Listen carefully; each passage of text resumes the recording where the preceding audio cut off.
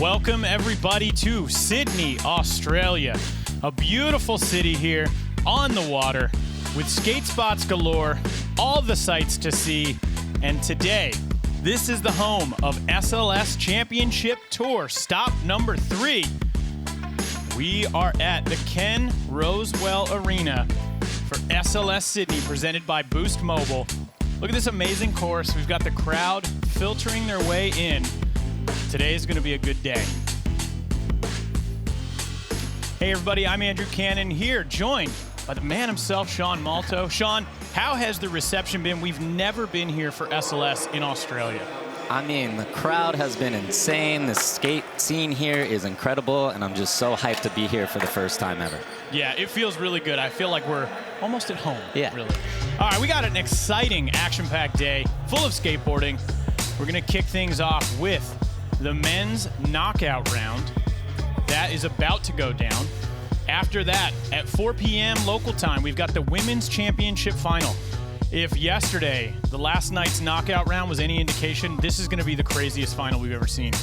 Then we're capping it off with the men's championship final later on this evening.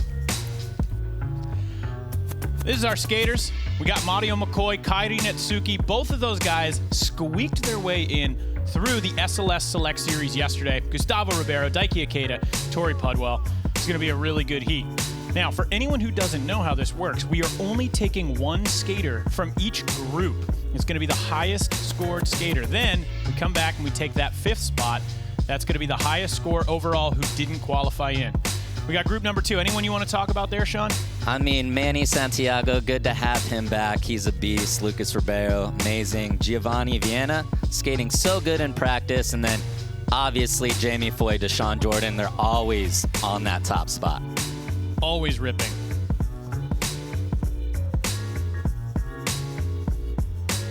Group number 3.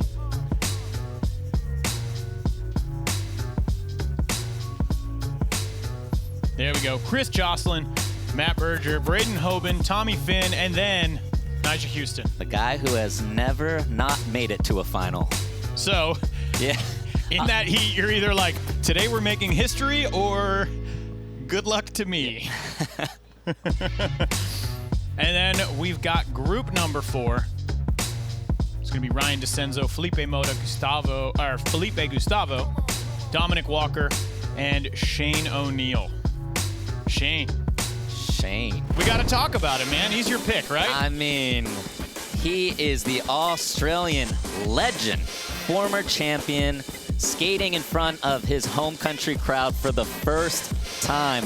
And let's not forget, this place is sold out. So there's going to be a lot of people chanting his name.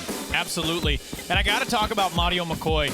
You know, we talk often about the format. We're like, you can totally make it in there with just the single tricks. He did that yesterday, 4 in a row, all in the last, and it was such an exciting, SLS Select Series final. This is how it all goes down. The basics presented by Tech. We've got the line section. It's 2 45-second line attempts all over the course. Then our single tricks, 5 single trick attempts anywhere on the course. This is a really cool course too, a lot more technical. It's all about your top 4 scores that count towards the final score. You can use a line score, but you don't have to, like Mario McCoy yesterday. Each group winner is going to advance to the finals, and the 5th spot is going to go to the skater that has the highest score that did not win their group. We'll be keeping you posted on what that score looks like as we make it through the different groups. But it's going to be a battle. Ooh, there he is. The man to beat. The final boss. He really is. So Yuto, our winner from Japan, he is already pre-seeded into the finals. Now, does that help or does that hurt? Helps, 100%. We got our crowd coming in. I think it's time to meet the skater, Sean.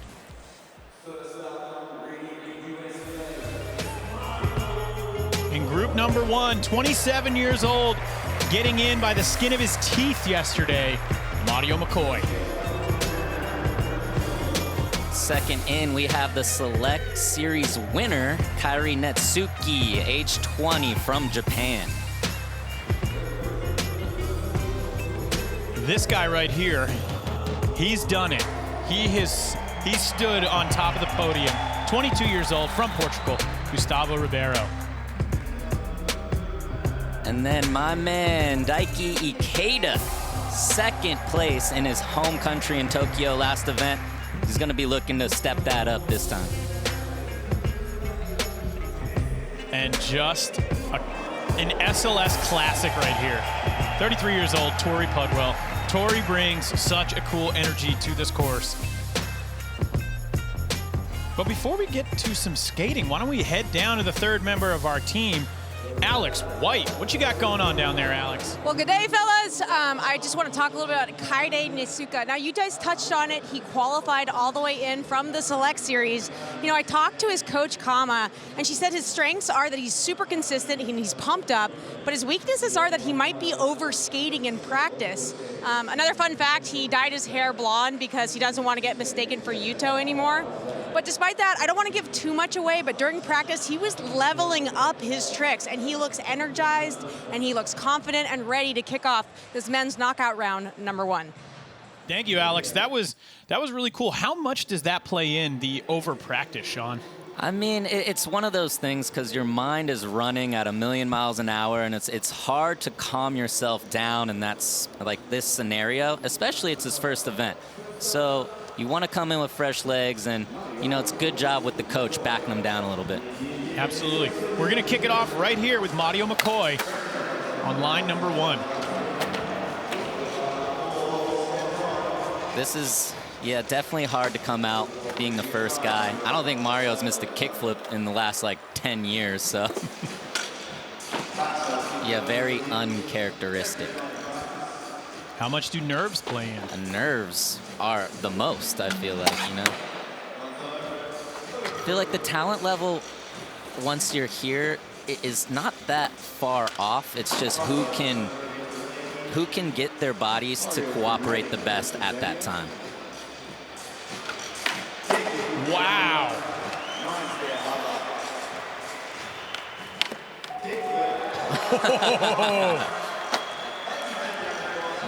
Break that one down for us. I mean, he definitely fumbled a couple of these tricks, but like we saw from that Select Series, and Mario was in that, you just have to put something on the board. So good recovery from him. I think what's so exciting about this new format is you can be really present within your group, and you're not considering what's gonna happen later the same way. So you can adjust your strategy based off what everybody else is doing. Absolutely. Everything is a mini contest. All right, scores in 5.3. Mario will take it. I actually think that's a great start. 5-3. Yeah. Solid something on there. Next in, Kairi Natsuki.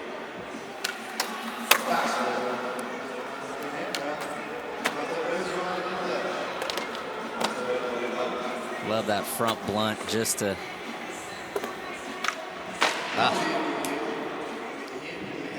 Nollie inward heel, getting away from him.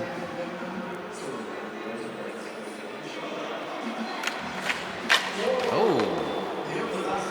Heel flip back Smith in the line. I mean, there's also, to his defense, there is a former champion in Gustavo Ribeiro in this group, so they do know that you're going to have to put something big down to get past him. I mean, he's going to be our next skater in, and I think he, you know, if he can stay on, he's definitely going to set the tone for what we're going to see in this group.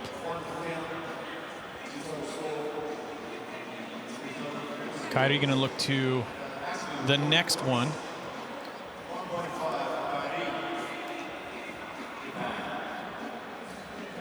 All right, we talked about it. Gustavo Ribeiro, former champ. Wow, tray flip up to 4.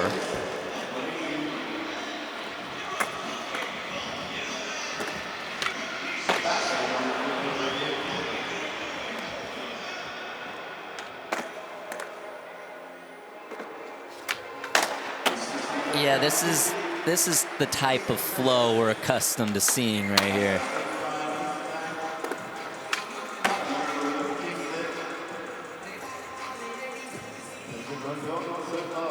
I like that he's taking his time. You know, I think we're used to seeing Gustavo hustle a bit more, but he looks really comfortable and dialed. And that was such a solid run, especially under the circumstances of Mario and Kyrie not really putting a lot of pressure. Now it puts Gustavo in the driver's seat. Nollie front board, and then this tray flip up the 4 is no joke. Signature tray flip 50.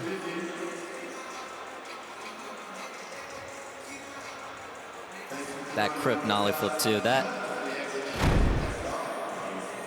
It's gonna set the bar pretty high. All right, scores in 7.4. I think we can both agree that was a very good line. But that right there is the judges saying that's what a really good line does. Yeah. You know, it was a really good line. Like you said, it was a little slower of a pace, but 7.4. We saw that yesterday in the Select Series. 7.5 was a good line. Daiki Ikeda potentially feeling those nerves. Yeah, he went straight for kick flipping into the rail. I always found that really hard. Just your nerves, it's the highest your nerves are going to be, so that first trick, just to kind of come out with something like that, it's a little tough. Kickflip back tail getting away. That's 2 falls. 1 fall you can come back from. 2 can be tough, even just from a time aspect. Yeah, I mean, he's already really close if he's even going to get this off. Oh, but really well done.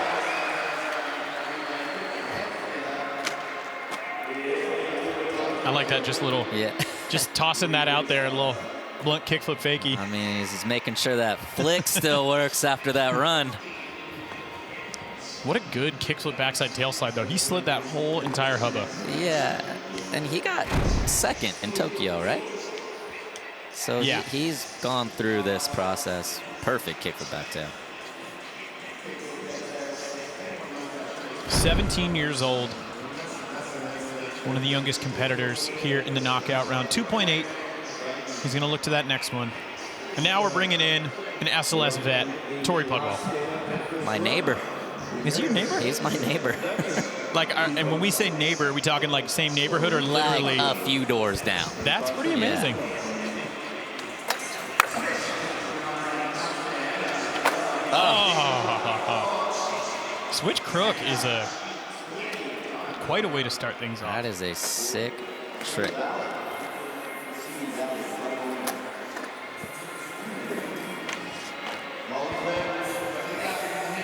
Oh, Tori missing that axle stall.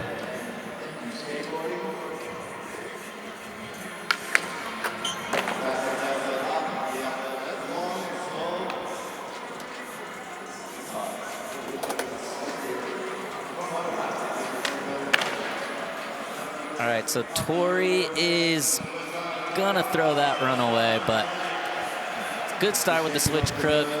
Just everything else kind of getting away from him. I'll say, I think Tori is a guy that's got the single tricks that could do it. Absolutely. You never want to have to rely on that. No, but no.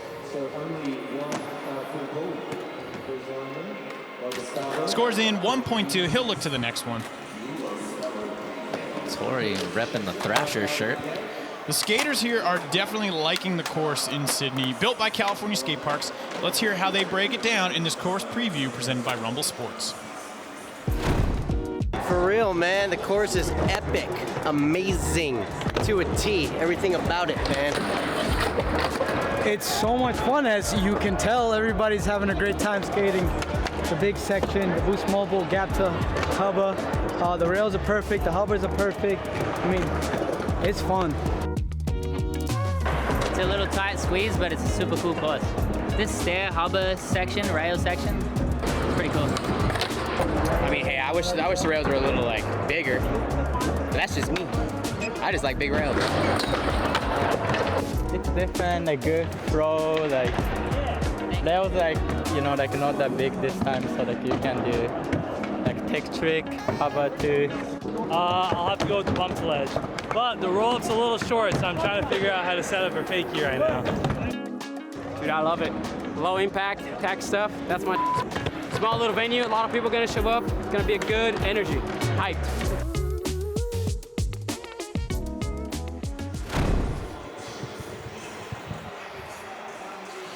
I like that all the skaters like the course. I feel like we've been at so many of these events and people always have feedback, but the general consensus here is this is a really skatable and fun course. All right, Mario McCoy in next for line number 2. There we go. Check in with Alex White. Alex, what do you got for us?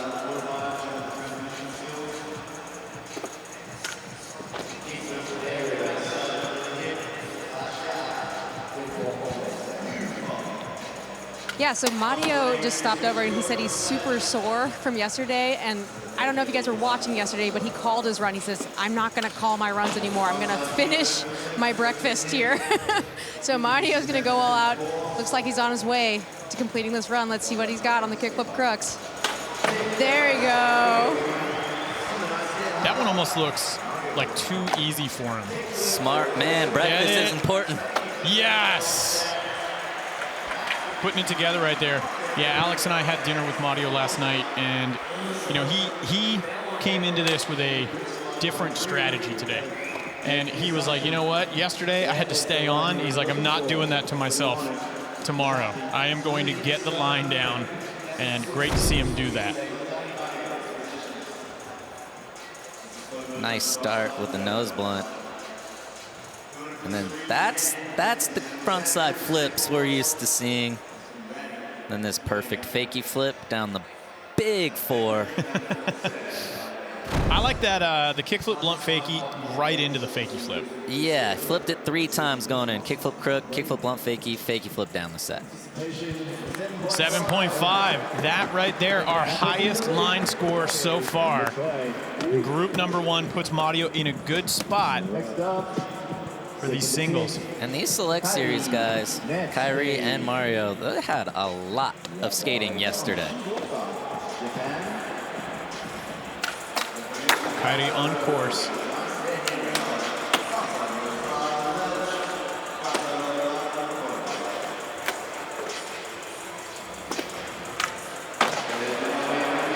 Getting the nollie inward heel this time.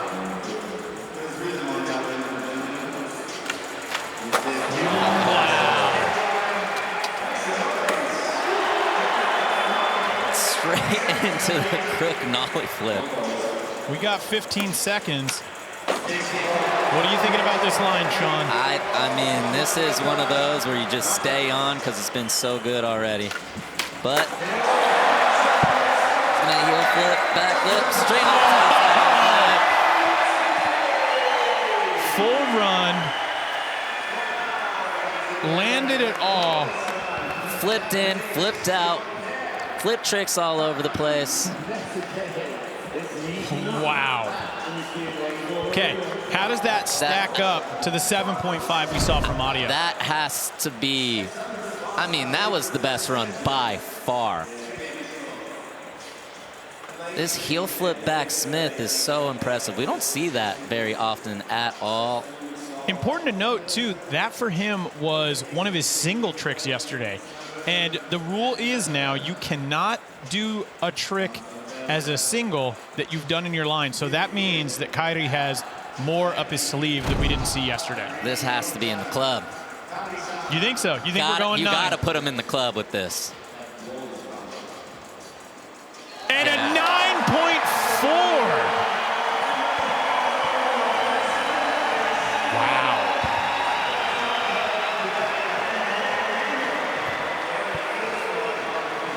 That's not even like edging Mario out right there. That is almost 2 full points above. It's nightclub replay. I mean, heel flip back lip into a tail slide heel flip to end it is crazy. That was unbelievable. Very well-deserved. Saying, take that to the former champion right behind him. I can't wait to see what Gustavo does. Take a look at this consistency, 94%. Average line score 7.4, top score a 9.3. So his top score is still not as high as Kairu's right there.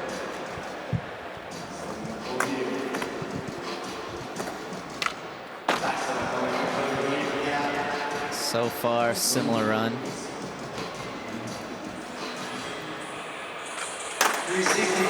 Stepping it up with the tray flip 50 down the hubba.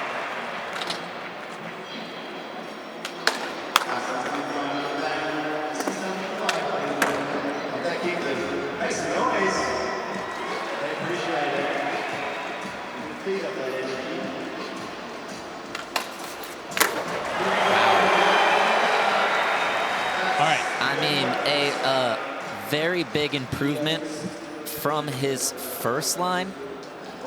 I don't think that's enough to get him into that first spot, but puts him in a place where he can catch up when it comes to the singles. Great nollie backside flip.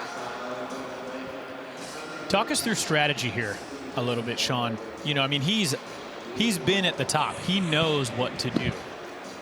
Yeah, I mean, when someone drops a 9-4 on you, it's kind of hard to chase that. It's like you don't want to try to get a 9-7. You just want to get close enough to where you can apply pressure in the singles. 8 even right there. I mean, it's still a full point or 1.4 away. How about from a strategy perspective? I mean, you know, he's got a line. He knows how to do this. He's done it. Do you adapt when you see a 9.4 happen, or do you stick to your guns and do what you know? You know, I think you stick to what you know, because Gustavo also has really good single tricks he can lean onto in the next round. So, you know, you don't want to lose on the line section. Speaking of strategy, Daiki Ikeda changing up the first trick.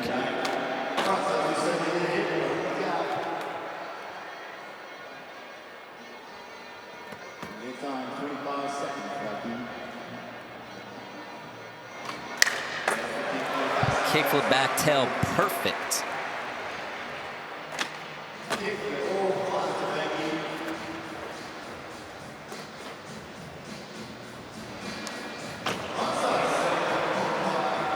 This is more of what we're used to seeing from Daiki. Super solid run. Where do you think that one falls? It's solid, definitely. You know, it wasn't as much firepower, but I like how we started with the cab back lip. Definitely a little easier to keep the board on your feet than the kickflip back lip, and then got into a rhythm and was able to land that kickflip back tail perfect.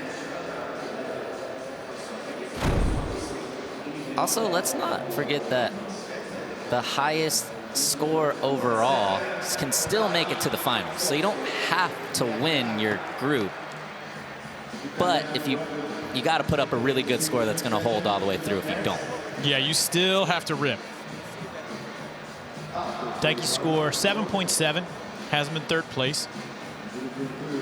Next in, your neighbor. My neighbor, Mr. Pudwell. Sometimes he'll just leave notes on my front door. Really? It's kind of, yeah. He's such a sweet human being. He's always been. I'm so curious what those notes say. Like, Sean, have a great day. Yeah, they're just really simple. Just like, hey, I drove by, I honked the horn, I didn't hear from you, so I'm leaving a note. I think that's just such a great example of like the kind of person that Tori is. He's been in it for so long, and it's always great. The crowd gets behind him. Tori still puts out incredible video. Oh, back tail fakie up the hubba.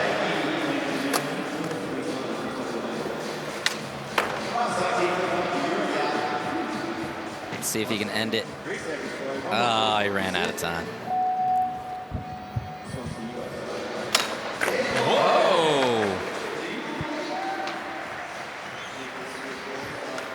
kind of going diesel right there, maybe getting a little practice. His back tail up is really impressive. I mean, backtailing up a ledge, there's a lot can go wrong. Sticking, slipping out, handled that one well. Also, I don't know if you saw his Instagram. He ripped practice. I did not see his Instagram. Scores in 3.5, but Tori said he loves the course. I mean, he said it was epic, so we'll see what happens when we get into our singles. That's it for lines. Kairi Natsuki, current leader right now with a massive score of a 9.4, stepping it up left and right. Can't wait to see what he brings to the singles after this.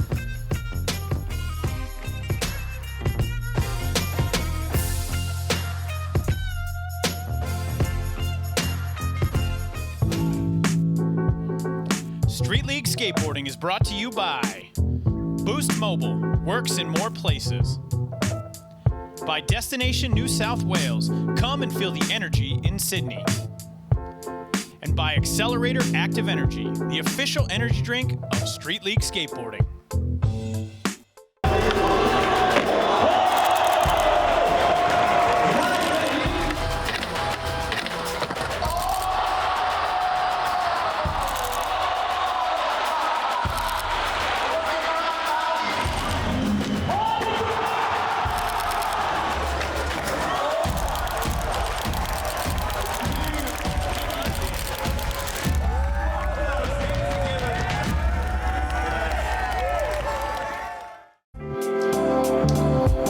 Welcome back, everyone, to Sydney, Australia, which has a vibrant 24-hour beach city lifestyle with a combination of natural wonders and cultural experiences like nowhere else in the world. There's a look at Bondi Beach. If you come to Sydney, you've got to go to Bondi. Skate park on the beach. I mean, you can see the beach in the background. It is absolutely gorgeous. You could run into Tommy Finn. You never know. Look at that, though. That pool right there on the ocean is stunning.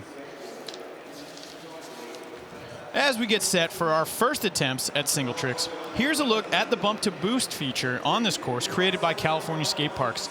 The interesting story, it's actually staying here in Australia. Let's find out more from the course's creator. Hi everybody here, this is Joe C. from California Skate Park. We're standing here in Sydney, Australia, Street League, amazing course. We got this cool Boost Mobile feature. What was great about this is the logo was really easy to work with. This is so unique. It's got a great poppy color. We sized it up just right. It looks like it's skating really well.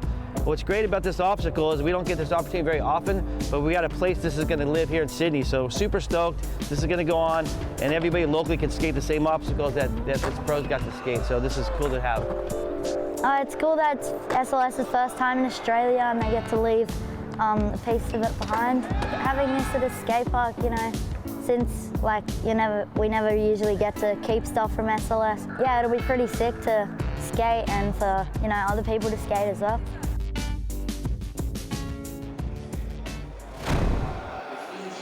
I love that they're going to leave it behind. It's quite a tall order. I mean, it's so big, I don't even think it's possible to bring it home. They're like, here's what we want to do. Yeah. We really want people to understand how gnarly it is. All right, this is the re-rack presented by Boost Mobile. We got Tori Pudwell is going to go first. Mario McCoy, Daiki Ikeda, Gustavo Ribeiro, and Kairi Natsuki currently in the top spot with an outstanding 9.4 on line number 2. Really, really stepping up the level. Sending a message to all the skaters in the other groups like, well, this is what I'm going to be bringing to the finals, gang. But it's not over yet. We still got 5 attempts. And like we saw yesterday with Mario McCoy, you can make it in there with 4 singles. Tori's going to need all 4 of them as well. Okay, smart move. A little false start.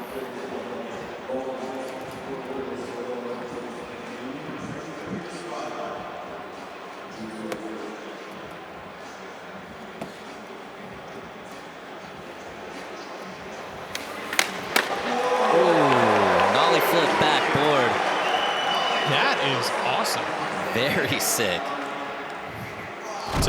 Talk us through that trick in general. Yeah, I mean, you're really putting a lot on the line out there. But nollie flipping kind of got to make sure that nose bones down a little bit to clear that front truck. But nollie flip backboard, very solid, very respectable trick.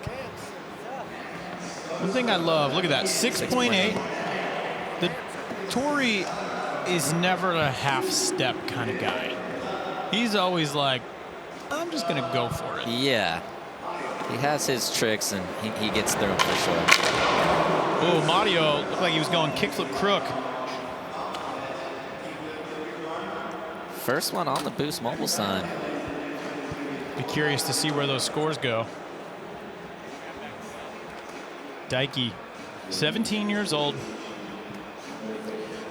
Got second place in Japan.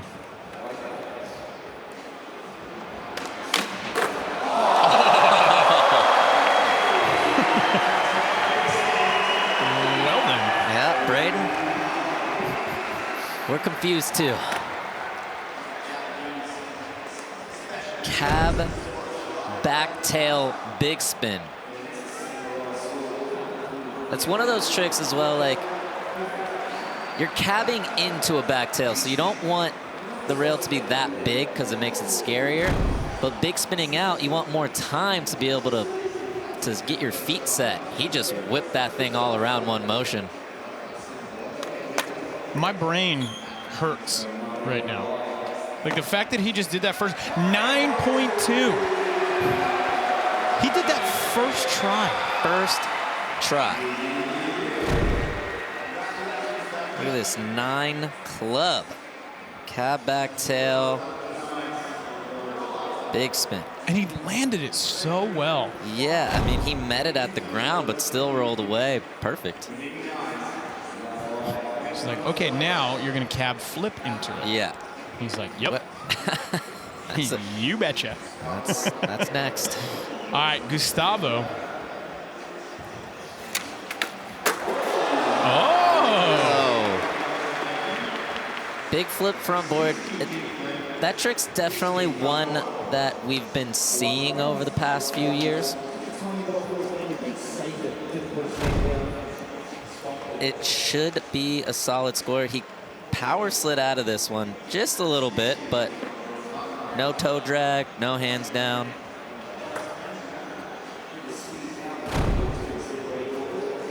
You can see the reaction right there. He's like, yeah, not exactly what I wanted, but. It's definitely a hard trick. But I think the judges know it might look a little harder than what it actually is. We'll see what they score.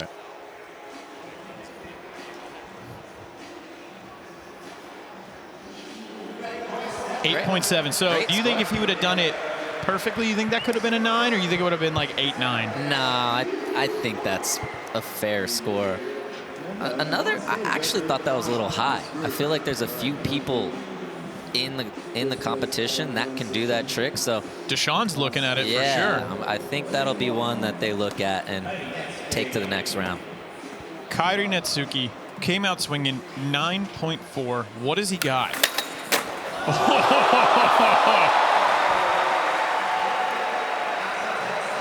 Okay. Now that should be in the club. How does that stack up to what Daiki did? I mean, both big spins out. Both big spins out. You just don't see the heel flip back tail that often. I personally think heel flip back tail, big spin is harder. I'm going to agree with you. He didn't land it as good as Daiki, but it has to be close. I think they're going to let him in. I think his name's on the list. They got to let him in. That'd be 2 in a row for him. No, that's wild. And a 9.3. I mean, we saw Yuto get 4 9s one time. Maybe he didn't have to dye his hair after all. All I'm saying is this is group number 1. Heel flip, back tail, big spin.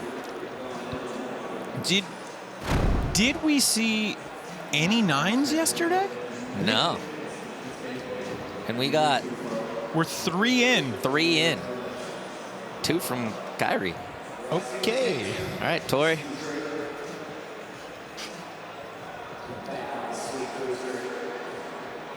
Tori started it off solid, nollie flip board.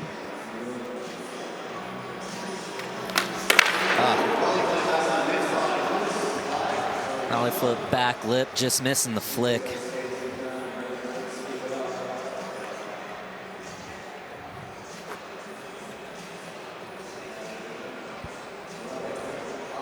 Mario looking to get his first score.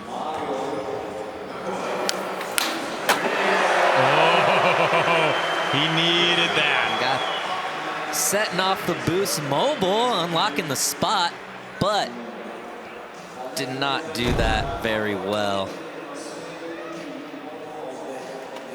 Where did he go wrong? Looked like he was just a little on top, and then he actually did it pretty all right. I thought his toes hit the ground, but look at that back foot. I think he got away with it. He just caught it a little bit with that back foot and the heel. Let's see, but this is our first score on that Boost Mobile sign. 7.8. Oof. So the judges are like, you know what we want to see? Tech on the rail. Yeah. They're like, we're going to call it a relatively small rail. They want to see the tech. Or tech on the Boost Mobile. Yeah.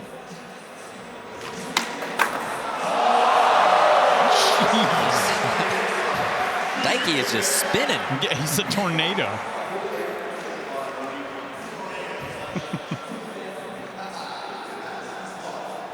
Is that one a 9?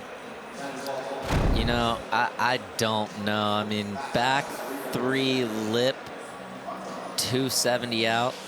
See, Really, this is the one about that trick that's tough. There's a lot of slide on the ground. a lot of slide on the ground. Board never leaves your feet. I'm not saying that. That doesn't mean it's hard, but it definitely the risk factor is a little lower.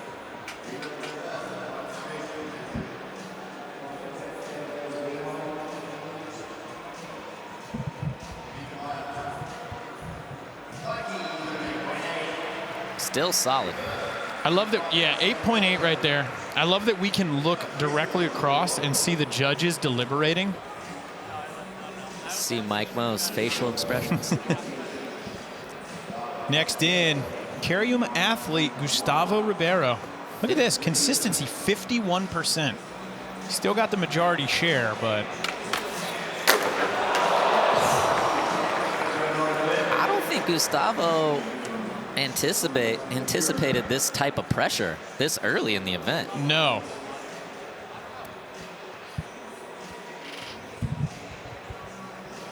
No. He's well versed. I mean, he knows what he's doing. You think that's what's happening right now? You think he's getting in his head? Absolutely. I mean, on paper, it looked like he could just have walked through this.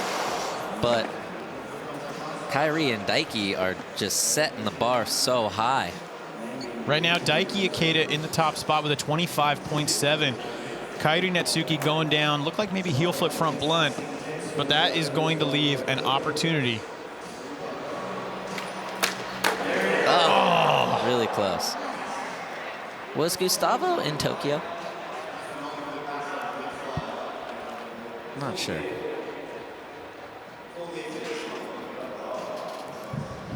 All right, Mario gearing up. He's on the same side where that Boost Mobile sign is. Oh. Oof. Catching the wheel bite. That could be a little fatigue as well. I mean, Alex said, you know, he's sore. Yeah. Wax those wheel wells. Daiki, 3 scores right now, looking to get that 4th on the board.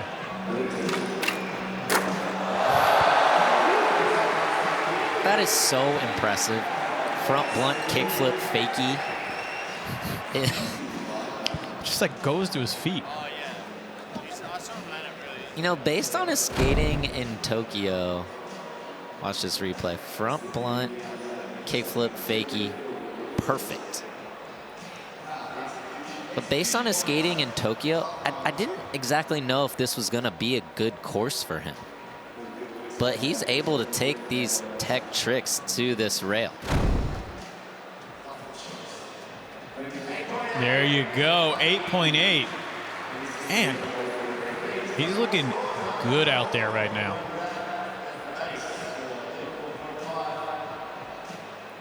Currently a commanding lead, 34.5. All right, Gustavo back in. No! Oh my gosh. Okay. It does not mean he's out by any means. It just means that he has to make the next two. There is no wiggle room, and they got to be beefy. They got to be 9s or really close to it. All right, Kyrie. Wow. This level of skateboarding is shocking. First group in, too.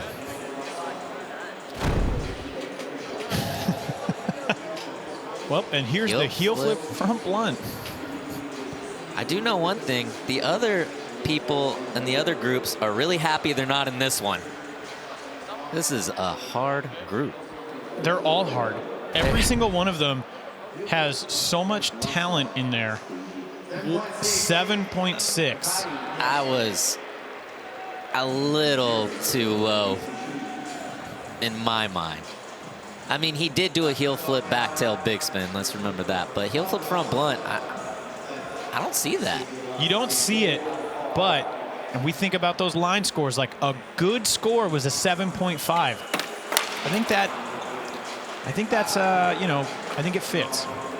Torrey Pudwell, tech deck athlete. I would love to see him put the next one down. Mario, big pressure. He needs two massive scores right now. Couple 10s. Just a couple 10s. Just you know. 10s. Okay. Big frontside flip. Amazing frontside flip. Keeps it fairly straight. Kick flips not even all the way 90 and then turns the rest after it hits his feet.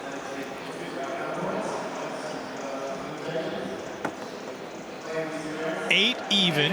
Moves Mario up into third place. One more to go. One more to go, Mario. Hold tough. Yes. All right, Daiki, he's put them all down so far.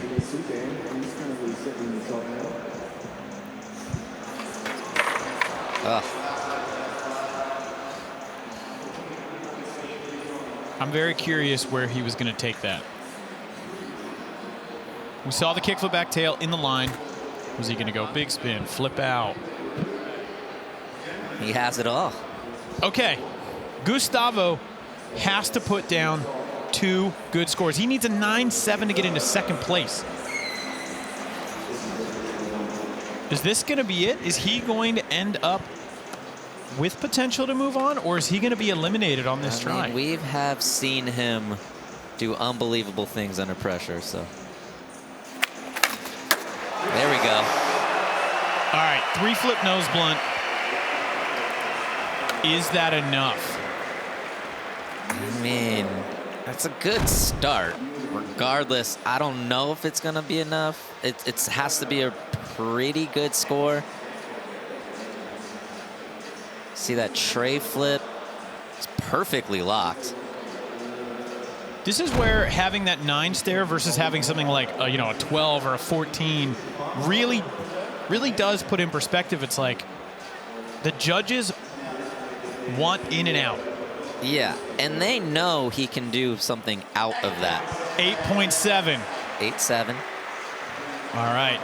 He's not out of this. Gustavo Ribeiro is going to have one more attempt. Kairi Natsuki looking to post up his 4th score. Yeah.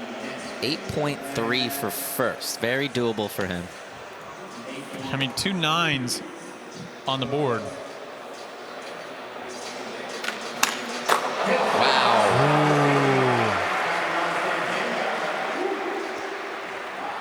Heel flip front crook.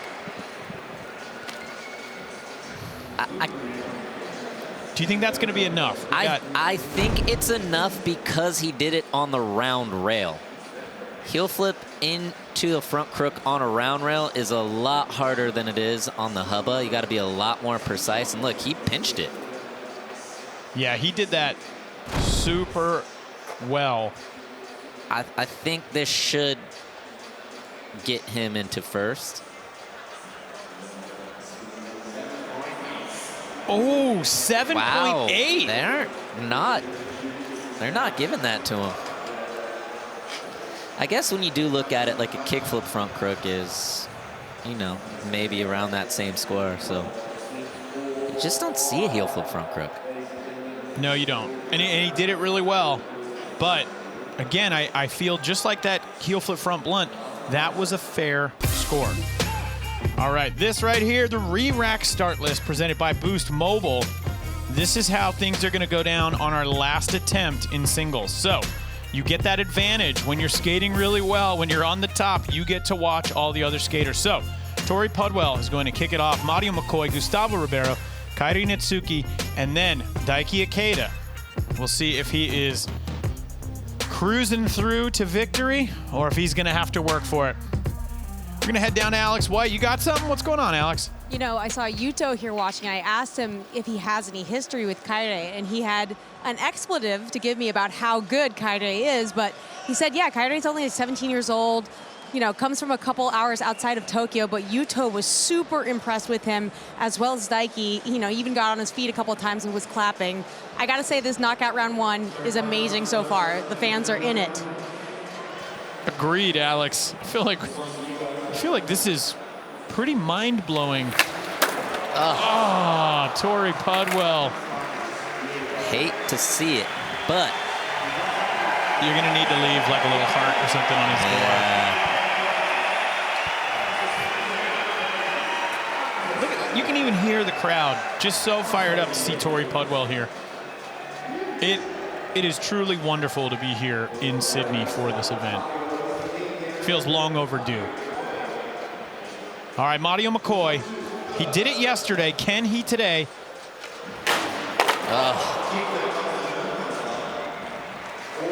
It's not going to happen, but he fought very hard to get here. Great skating, very huge accomplishment just making it to the knockout round. 9.2 for first place. That's what Gustavo Ribeiro needs. Looking like he's setting up for the 3-flip. He does not do it. A shocker, in my opinion, to not see him with the potential to move on. He doesn't even have that second highest score. No, that's going to end his weekend here. So now it comes down to the two Japanese skaters, both of which are on fire today. Kairi needs an 8.1 to get into first. We are only, oh, wow. So we're only taking our first place from the group guaranteed on. You think that's enough? Look, I love heel flip back over crook. I think that should be such a good, solid score, but they didn't score any of his other heel flip tricks. I think this one's different, though. I don't know. Heel flip front blunt and heel flip front crook are... But the way you heel flip over top of the rail, I think they're going to give it to him. I thought the other ones would have been higher, so I don't know. We'll see. That's where I wish we could just be like, all right, we're doing a fan poll. Like, yeah. What does everyone think out there? Yes or no? 8.4. Right. They gave it to him. They gave it to him. And it was well-deserved. I thought all of those tricks should have been around that, so I'm glad they gave one of them.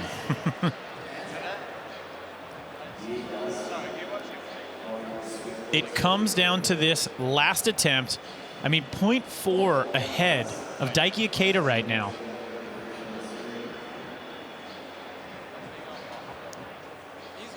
Kyrie, 20 years old. Dike, 17. Can he keep it together? Looks like he's going to go back at that hubba. He needs an 8.2 to get into first place.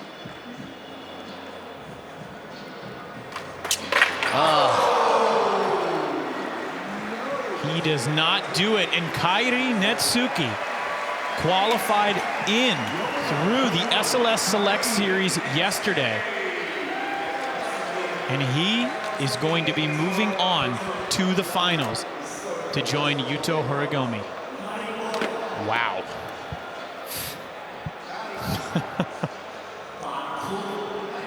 What a way to kick off the knockout rounds. Yeah. So this is it right here. Kairi Netsuki, 34.9. Daiki Ikeda, not out yet, with a 34.5. He has potential to get himself in there, being the highest scored non-winner. Gustavo Ribeiro, honestly a big shock not seeing him able to put it together today. But we'll definitely look to seeing him in Sao Paulo. Whew. That was exciting.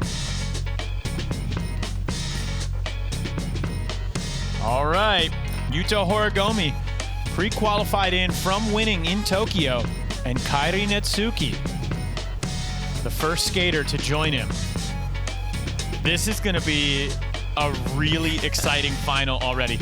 Those two have such different tricks. This is going to be so cool. All right, here's a look at what got Kairi into the final. So much skating left to come. Stay tuned.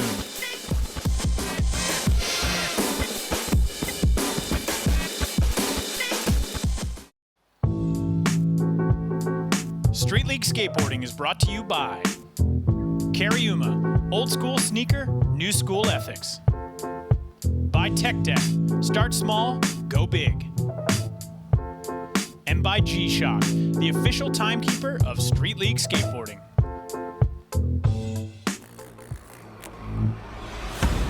What's up, guys? Welcome to the Skate Safari Tour. My name is Tori, and I'll be your guide as we check out the gnarliest skaters in their natural habitat. Wait, I thought this was an animal safari. Dude, you can see kangaroos any day. How often do you get to see a wild Shane O'Neill in the bush? Dude, was that Switch? They're so majestic. Coming up, we got the first skateboarder to ever take up residence on a handrail. Yeah, with extra fries. What do you mean you don't deliver to people on handrails? Wait, what happens when he gets to the end of the rail? Oh, there's no end. He hired builders to extend the rail every day. Just don't ask about the bathroom situation. Moving on. Dude, is that a shot? That's right. We got a Sodi making his return to SLS Sydney. Damn, he's so cool. Yo, you guys heading to SLS? It's all right, guys. Shane O'Neills are quite harmless, but I know how to handle this. Shane, look, a perfect unknobbed marble ledge. What? Where?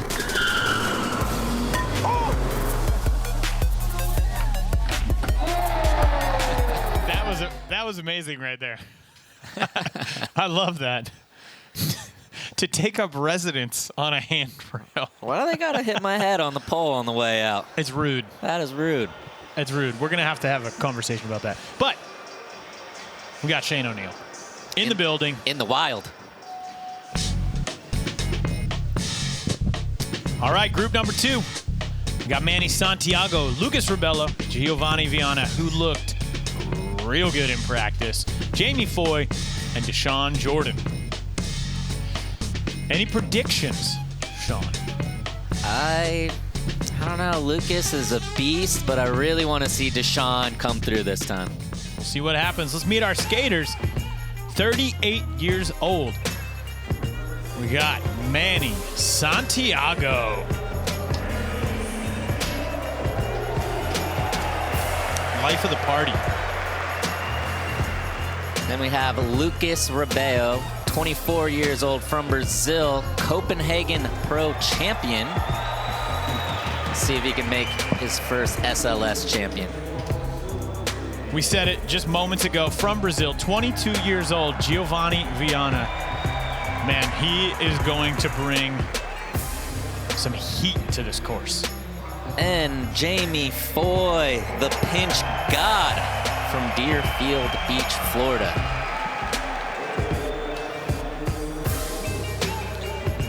And from Chandler, Arizona, 26 years old, Deshaun Jordan. I'm excited to see what he brings to this course. I think it's a really good one for him. And you're from Chandler, right? I live in Chandler, yeah. Manny Santiago getting set to go. He's been in the league for longer than most of these skaters out there. Let's tap into some of that Manny wisdom in this Pro Perspective presented by Cup Noodles.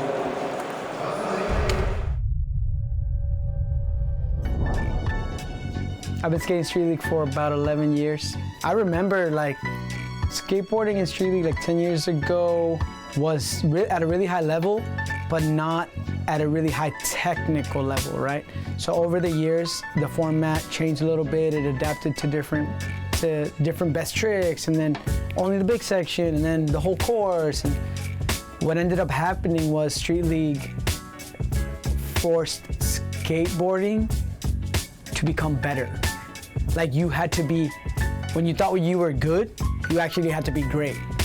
And then it made us become more consistent with the hardest tricks that we can ever do, which help polish our skating. So Street League is like single-handedly responsible for this kind of progression of skating. When you see someone do big spin from blunt backside down a rail first try, Street League is one of the reasons because of that. It's worth it and it's amazing, and I'm just happy that I'm still here and then I get to experience Australia for the first time with Street League and this crowd and the oi oi oi chants. And being here with Shane, I'm sure it's huge for him. I'll keep fighting just to be a part of this and be alongside the best skateboarders in the world. So what Manny's really trying to say is, it is hard. He said it so articulately and so well. Yeah, you know, him being in this league so long, it's gone through a few different format changes, like he said. So you always got to tailor your skating. You always got to evolve. You always got to keep pushing it. Very excited to see him in there. Nice recovery so far.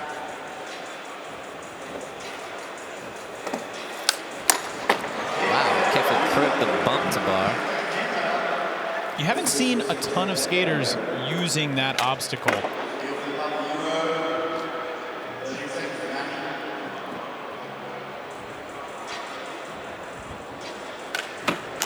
Ooh. Uncharacteristic to not see him pull that one. Yeah, Manny is one of those guys that has all the tricks. It's just if he could get out of his own way.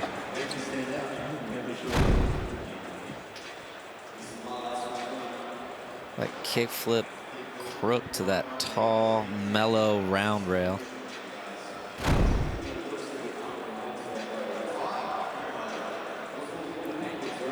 Also, maybe one of the most dedicated skaters out here. 2.7, yeah, Manny, I mean, he has been skating competitively for probably 20, 25 years now. As far as diet, exercise, ice baths, he is very regimented. Next in, Lucas Rebello. Oh, did he roll his ankle? It looked like it, but he must have recovered. Might have been one of those ones that like just looked worse. I hope so.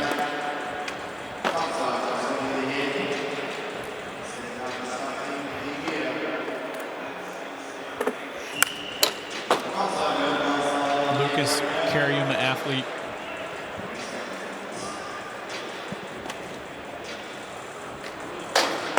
Wow. Ran out of ledge. And time. Whoa! That was kind of a crazy way to end it right there. Absolutely. He just like back 180 and then just stood there. I didn't think he was going to make it in time, but he did. But starting out that back lip all the way around to regular, but unfortunately this heel flip got away from him. Dude, look at his body position. His facial expression is just asleep. That was so shockingly calm. 3.8.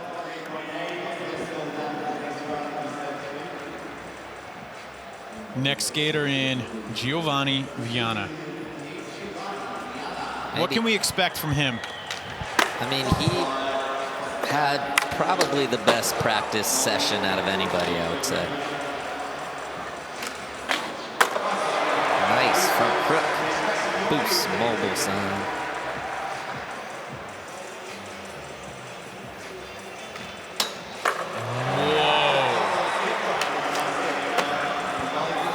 Half cab front Smith.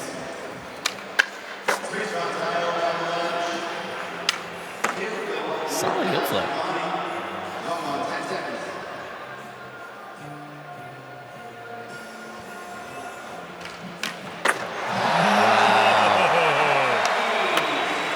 All right, how does that line right there stack up against someone like Kairi? You know, Kairi had a lot more flip tricks. Flipped in more, flipped out more. This was a solid run. I think it was a good first run for him. But one thing I really liked about it, he skated obstacles a little differently and skated some different obstacles than some of the other competitors. And just because he didn't flip in, half cab front Smith is still a very, very hard trick to do. So this should be a good score. I don't think he's going to quite get in the club, but 8.8. Yeah. You nailed it. And with this new format, again, this is the knockout round. So it's all about winning your group right now. Jamie Foy, average scoring line 5.4, top score 8.5, 87% consistency. Starting out with a switch feeble. Don't see that from Jamie that often.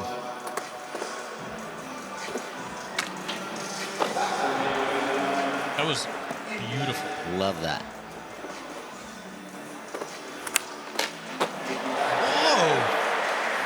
That one's also a little different. I feel like you don't see the kickflip back lip from him. Yeah, and Jamie had mentioned he wished this course, for his skating, he wanted things to be a little bigger, so it's kind of forcing that technical side out of him. Nice fakie 5-0.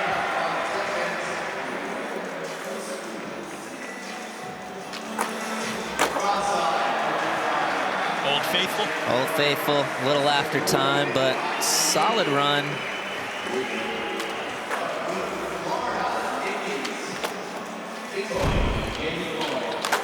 See this backside 180 nose grind, give it a little hop out just to be safe.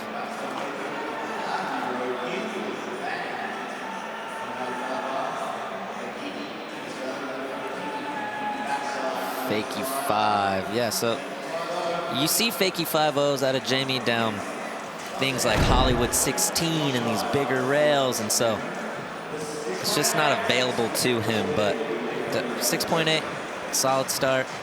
But he could fakie flip out. He could fakie flip into that. Yeah.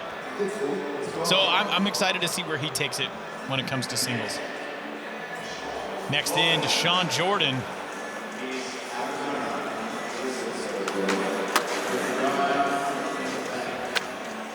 Ooh. Really good tray flip. Deshaun, Cup Noodles athlete. We talked about him actually quite a bit yesterday, even though he was not in the Select Series. We talked about him sort of changing some of what skaters are doing. No! What happened? Oh! Got boost mobiled.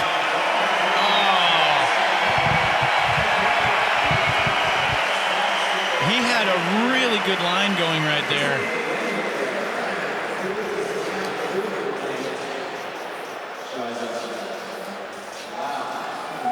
broken board. On a broken board, snapped the nose. You don't see the nose break that often. It's usually the tail, but he... Ooh. You know what? I'm so glad he's okay. That one could have been an ankle roll and a half right there. Yeah. Oh. Someone give him a skate tool. What? Someone give him a skate tool. All the competitors are like, give him a skate tool. They're all like not making eye contact. They're like, they're like, I don't know. I think there's a shop down the street. There's a fast time somewhere in the mall. Okay. Back to the top of the order. Manny Santiago in for line number 2. There we go. Kickflip front 50. Manny's always so close.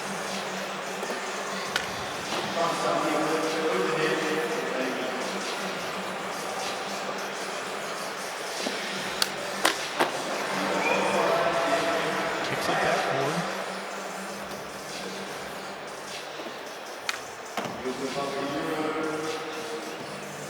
Manny talked about the level, right? He talked about how good everything has gotten. Do you think he still has it? I think Manny absolutely still has it. I say this a lot about Manny is he's one of the closest to breaking through that hasn't broke through yet. He could be a finals every time guy. It just needs to all click for him. Just hasn't yet.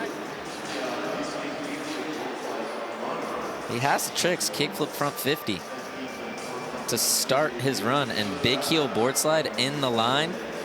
Those are high caliber, high scoring tricks.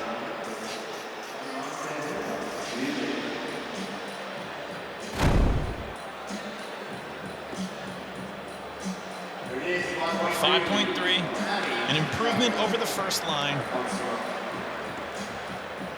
But for him, it's really going to come down to those singles. Yeah, he's a good single skater. Yeah. Wrong guy. Next in, Lucas Rebello.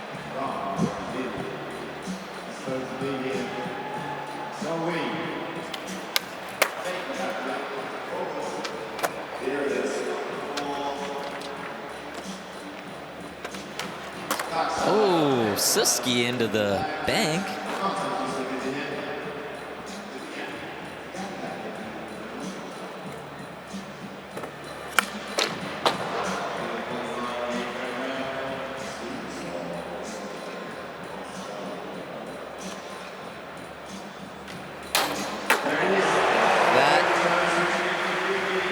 Such a hard trick to do right in the middle of your run. Saw him fall on that one last time. Wow. Nollie 270 switch back lip to end it. I loved all of that. I think that was really good. The heel flip up the set, flipping his board, skating the boost mobile, doing the tech tricks. Fakey back lip to regular. Such a sick one. Getting this heel flip. How does it stack up to Giovanni? I think it's pretty close. Definitely similar too. There's not a ton of flipping the board, but the tricks that he did do. This Nollie 270 switch back lip, especially coming back out to switch. Very, very strong finish.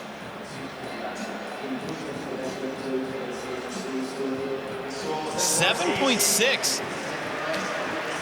You don't look happy about it. I don't know. I don't know about that one. Judging's been off today. It's tough. It's hard. I gotta talk to the judges at the break. I'm thinking about this wrong. Giovanni Viana.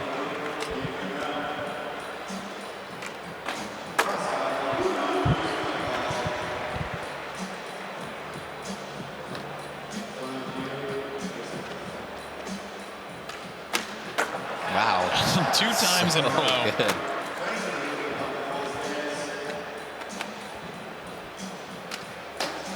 Oh, he pulled that.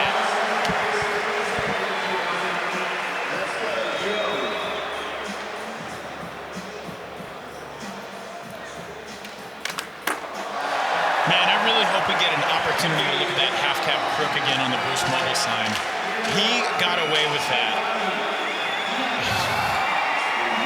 What a run.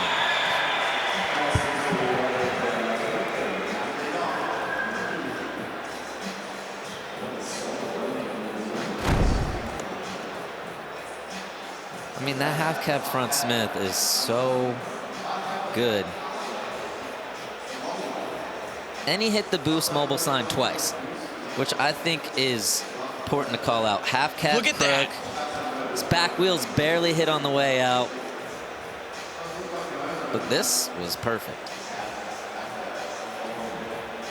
Boost Mobile instant replay coming in hot. 9. He does it, an improvement. So I've been thinking about it, watching Giovanni, and then thinking about Lucas. I think the judges are reacting to the fact that we've seen all of those tricks from Lucas before. And I think Giovanni is bringing something a little different to the competition, and he's getting rewarded for that. I can agree with that. Jamie Foy back on course. Whoa. Kickflip front, grind, toe side.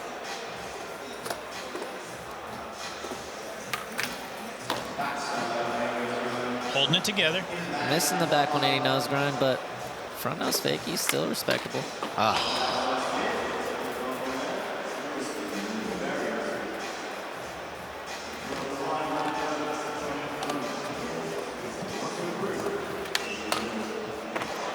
Ooh, maybe switch crook the entire bar.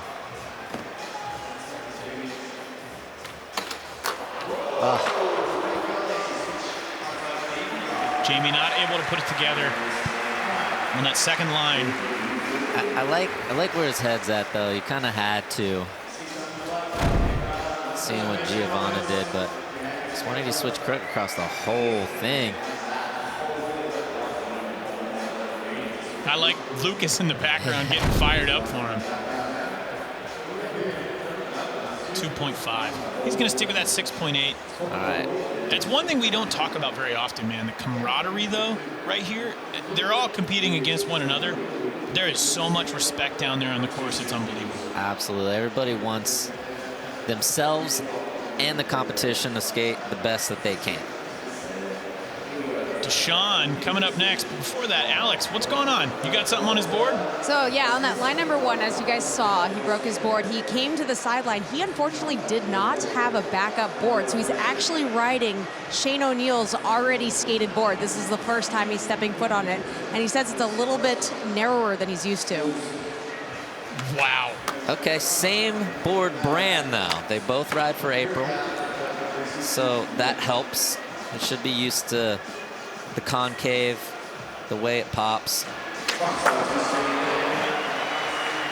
Looks like he's doing just fine so far. Oh. Glad he didn't break Shane's board. Yeah.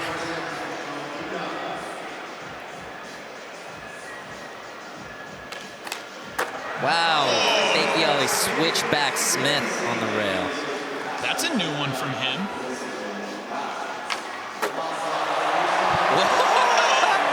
Tippy toes, hanging on. All that dancing kind of worked out for him right there.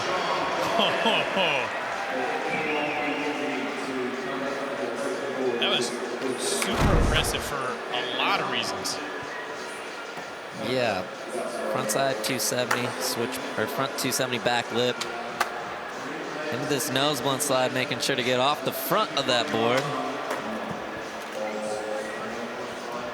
And then this one, Fakey Ollie, switchback Smith. That was great. That's one I skate with Deshaun fair amount.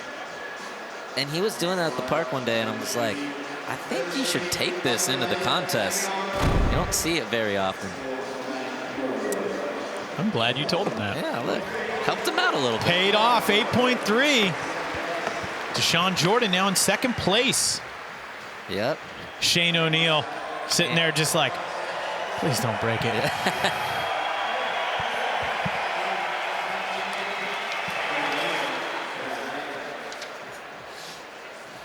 Get your tickets, everyone, for the SLS Super Crown World Championship in Sao Paulo, Brazil. We want to see you there, so log on to streetleague.com now. It's December 2nd and 3rd.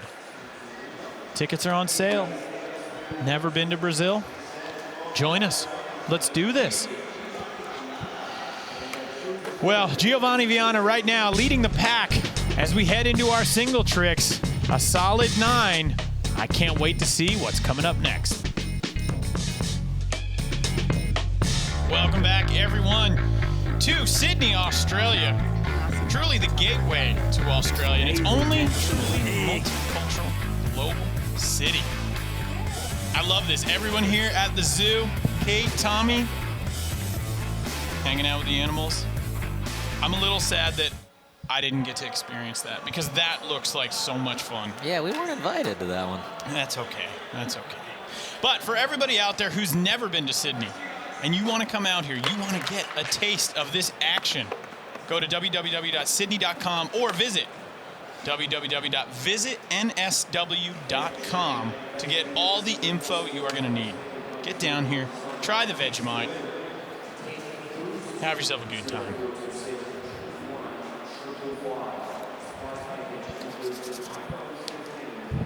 And the re-rack start list brought to you by Boost Mobile. We're going to run in reverse order of how everyone is currently seated on the leaderboard. So Manny Santiago is going to kick it off. Jamie Foy, Lucas Rebello, Deshaun Jordan, and Giovanni Viana, who, let's see here, 9 club, first 9 club. Definitely 9 on the board, commanding lead so far, but Deshaun, very close to him. Tell us, what do you think about this group in general? I mean, we're heading into singles. We're going to see a lot of the same. We're going to see some new stuff. What do you think? I mean, I think we're going to see some new stuff coming out. Manny, solid singles trick skater. I think Manny could potentially go 4 out of 5 right here. Oh, well, we're starting it off. Good start.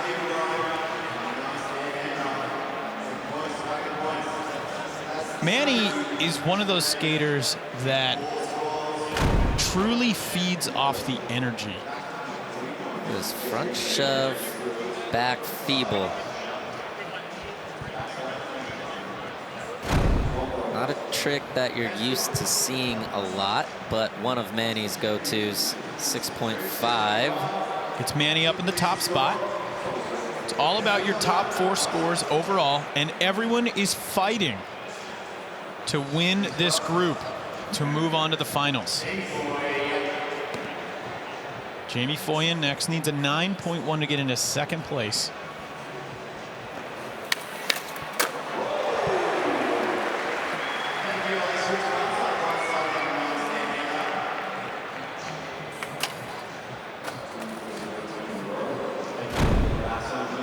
All right, fakie ollie, switch front blunt, bringing it back to switch. Very, very hard trick. But Jamie has done this in contest on 12 stair rails. So the rail available to him is not as big as some of the others. So 7.0 coming in at a smaller score to maybe he's used to seeing. Next up, Lucas Rebello, Cariuma athlete, needs a 9.1 to get into third place. This guy's got an interesting bag of tricks.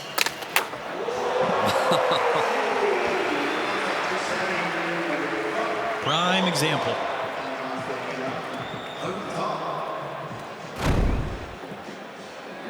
Alley-oop, frontside 270 front board.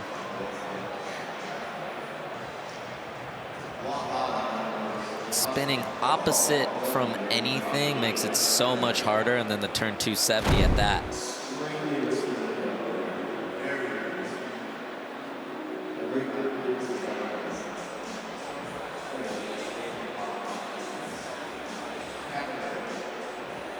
And an 8.7. So far, we've seen them rewarding flip in, shove out, flip out tricks. But I do appreciate that they will score the spins if it's not what I'm going to call your standard issue spin tricks. Like that. That is so far out of the standard issue. 270 back nose blunt down the rail. Solid too. No truck or wheel. That was straight into the nose blunt slide. I'm just going to say it, man. That's the Greg Lutzka right there. No, I'm just going to go ahead and give it to Deshaun. He's giving it. Yeah. Deshaun's got it. Yep. Let's pass the torch. Call it the Deshaun Jordan now. 8.9. So close. So close. Next up for his first attempt, Giovanni Viana. Oh! Actually, very smart. Move. Smart. Why? If he were to land that sketchy and get like a 4 or 5, he can't redo the trick. So it's better to fall off, have that in your bag, and come back to it and try to land it perfect. Manny Santiago. Oh! Here we go. Look at the smile. It's like the smile grows with the energy. Let's get 4 good single tricks here. Varial heel, back 50, on a round rail too. That is so impressive. Have to have a lot of board awareness to be able to hold on to that.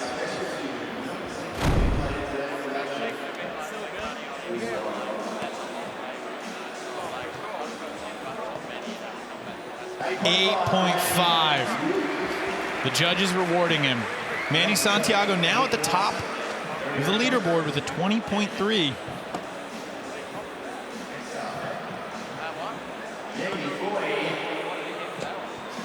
Jamie just needs a 6.6 to get up into first right now. We're going to see a lot of shifting around the leaderboard until all the skaters have posted those 4 scores. Front crook shove. Straight to the front piv.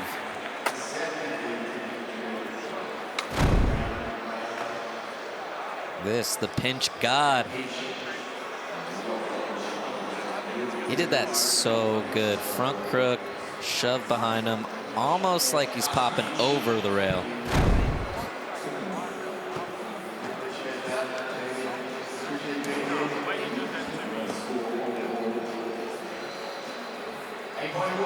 .1 moves him up into first place. He's got 3 scores on the board.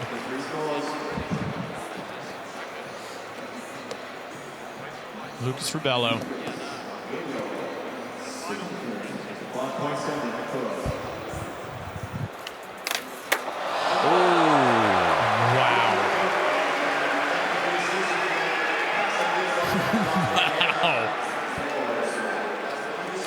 Tray back lip.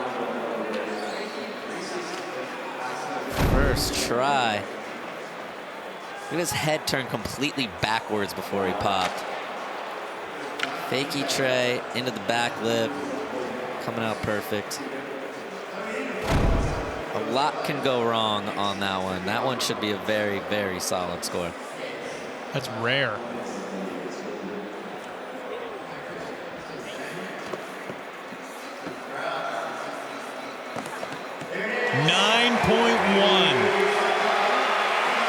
Well deserved.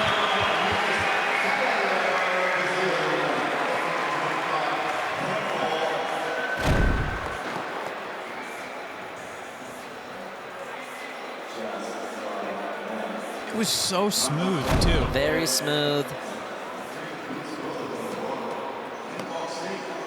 So now Lucas Rubello at the top. 3 scores on the board. Club's getting a little crowded. It is. Accelerator, active energy athlete, Deshaun Jordan. We talked about that. Yeah. Is he still skating Shane O'Neill's board? It looks like he might be. It looks like he is. Giovanni looking to post his first score. Smart moves. Very smart move. Smart to save that because he knew he could do it. Cab front blunt. Really hard to spin away from the rail and then get all the way over to a front blunt. The maturity and confidence right there is amazing. To literally go, I'm rolling away and go, nope. And then, no, I can do that on the next try is pretty incredible. 8.7. Feel good about that score? I feel good about that score. You know, it's a really hard trick, and he did it well. But it's also, you know, fake. It's not a fakey tray backlit. Whoa! Lost an ear pod. Was that, he's going heel flip frontside nose grind? I think so. The front shove feeble and the varial heel 50, those are tricks we've seen from him. That heel flip nose grind's a different beast down a rail. Jamie Foy sitting in second place, needs a 3-6 for first. He's gonna have 2 more attempts.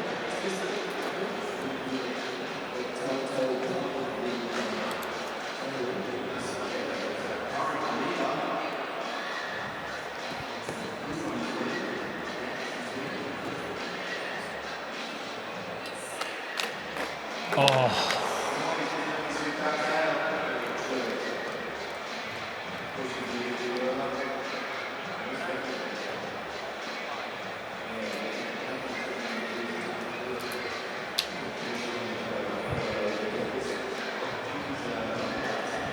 All right, this is a good position for Deshawn to be in.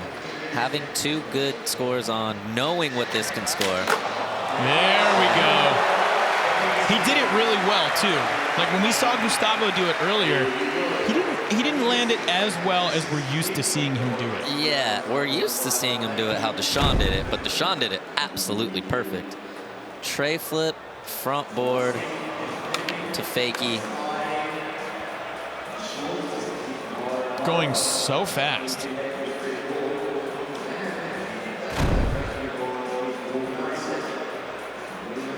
They give it, I think it was an 8.7, 8.9. There you go, rewarding it. For that and landing it better, so that was at 0.2 of a point. I gotta say, I think we truly have such amazing judges, and they do such a great job.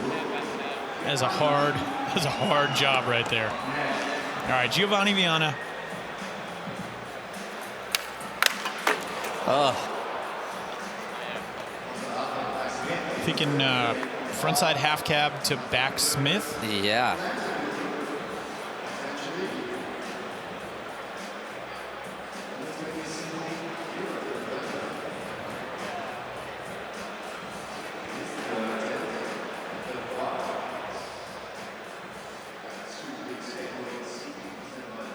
All right. This is the second chance leaderboard right now. Daiki Ikeda leading it with a 34.5. That is the score to beat if you want to get that 5th spot, because it's all about winning your group. If you can win your group, you move on automatically to the final. But there's that their second chance spot for the highest scored non-winner. Right now, Daiki Ikeda sitting there with a 34.5. Manny Santiago needs this. Was he? Maybe he was going feeble because he got into 50 there. Right? Yeah, he was trying feeble. Yep, as he's demonstrating. But regardless, it would have been a 0 if he landed it or not. So.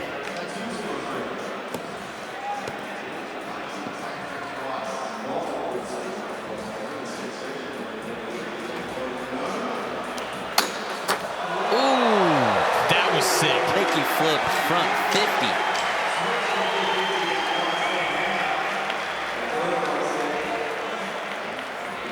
Good to see him flipping in. That's what he needs. if he's got an opportunity to get in there. Yeah, fakie flip, front grind, round handrail. You only see him do that, so that is something really specific to him.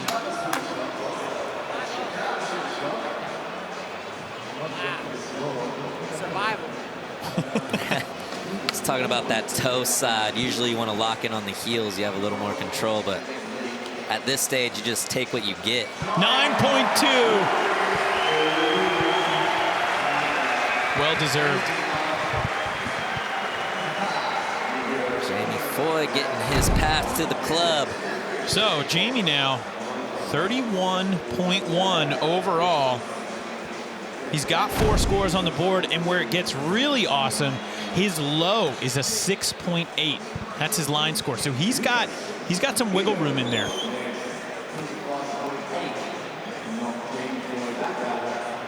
Next in, Lucas Ribello, seated in 3rd.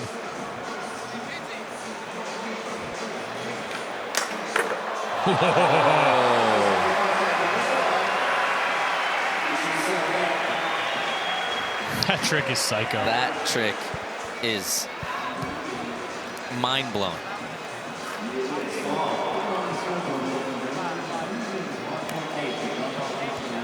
Talk us through why it's so mind-blowing. All right, first of all, you're spinning away from the ledge, so he can't see anything. So you just got to go all on feel, and then so spinning away and then landing in that front nose. It's just the whole thing is like you're trusting it out of the gate, and you can't really modify it in there. It just is all or nothing right from the beginning. That makes a lot of sense. 9.2. The judges, they're feeling it. And regardless, as of right now, that 34.6 knocks out Dikey. Dikey, nice job. But Lucas Ribello, looking good. Spinning his way in there. Now, if nobody else can outdo it, Dikey's still safe.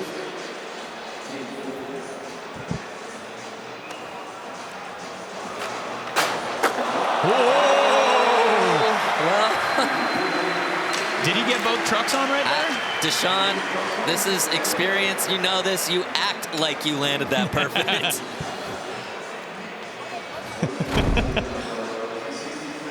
You act like you did that perfect. But tray flip up. I think he got enough on there. He got the front truck on? The front truck. The back tried. It tried to go on. Regardless, he tray flipped up onto the Boost Mobile sign. This should give him a pretty good score.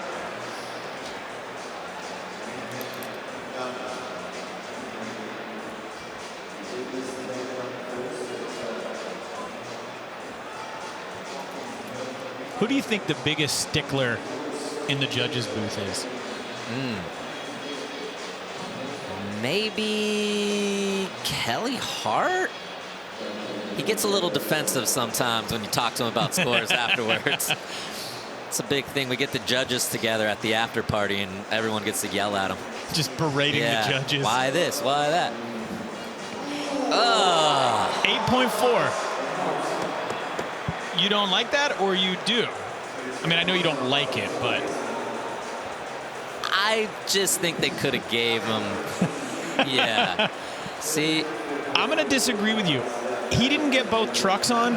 Bottom line, 8.4 for a trick that's not executed that well. Sorry.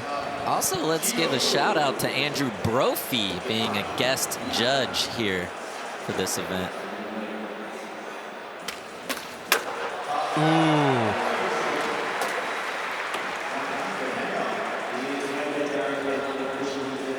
Giovanni Viana, right now, down in the bottom spot. Half cab back over crook. Very sick trick. Not completely on the caliber of his other tricks, but needs to get 2 scores down, so smart play. Needs a 2.7 to get into 4th. That's going to outdo that. 7.6, moves him up into 4th place.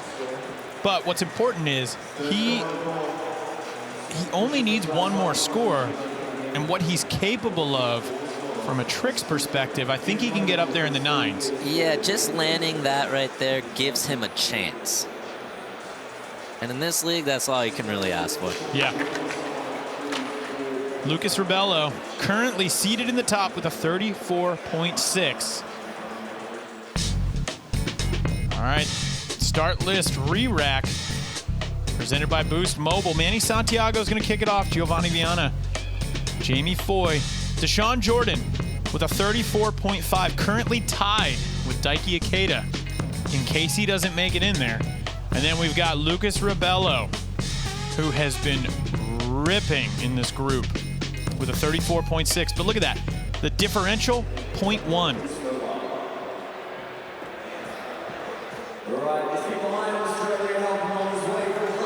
All right, Manny Santiago, he's got to really go for it. He needs a 5.1 to get into 4th place. Yes!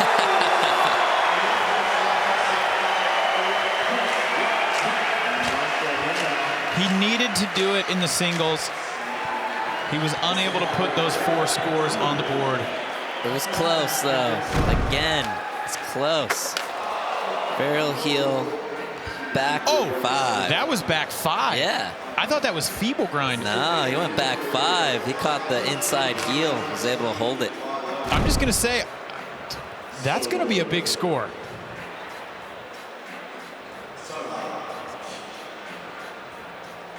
I mean, he got an 8.5 for the varial heel 50-50. Yeah, the only thing I might say, oh, there you go. 9 even. They gave it to him. They gave it to him.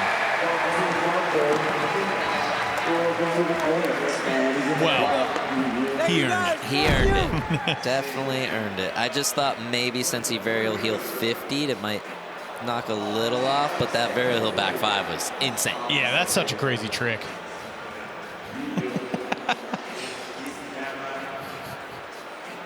Manny Santiago, such a fierce competitor, so much experience, and so dedicated.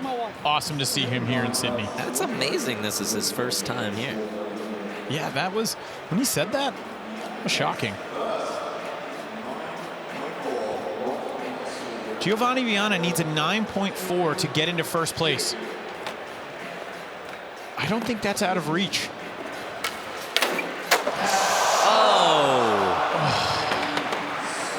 Not going to be able to do it. I think that would have been close, too. I know.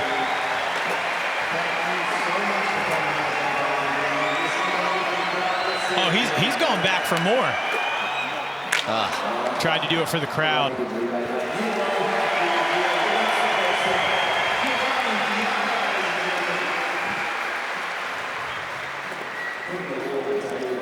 Unfortunately for Jamie Foy, he is out of reach of getting in that top spot. He needs a 10 or more.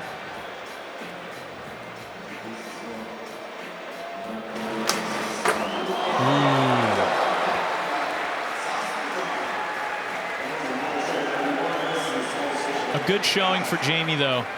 Always a good showing for Jamie. I mean, look at that score right now, 31.1. His low score to drop is a 7. Or I'm sorry, it's a 6.8 to drop. He's going to drop that, but the point differential, a little too much.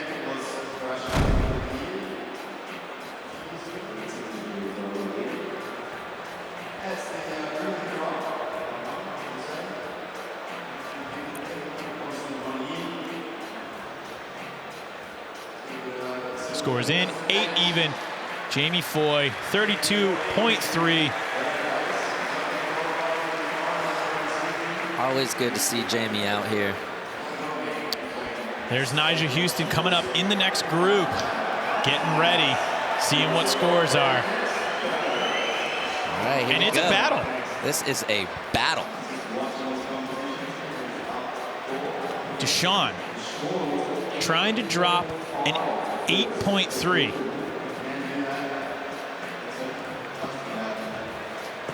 Oh. That Roland's been getting some people. He needs an 8.5.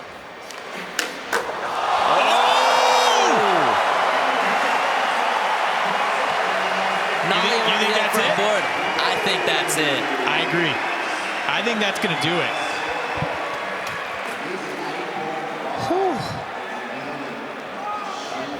8.5 to get up in the top spot. Look at this nollie, inward heel, front board. Stomped it. Wow.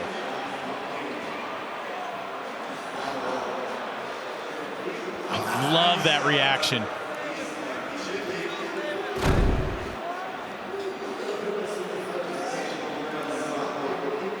What's it going to be? And a 9! Look at that, 35.2.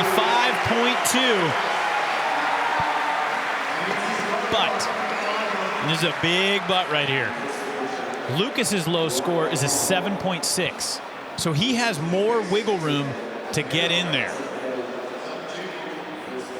Yeah, I need someone to do the math for me. I'm waiting for it on screen here. There we go. He needs an 8.3. So far, we've seen 8.7, 9.1, and 9.2. So his average in singles looks pretty good. He just has to put it down. Nollie 270, switchback tail down the round handrail. 8.3. Thoughts? I think that's enough. I think Deshaun thinks that's enough.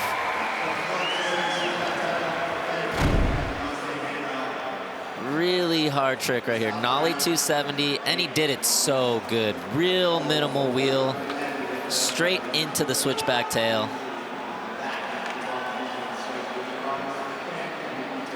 Wow. See the relief.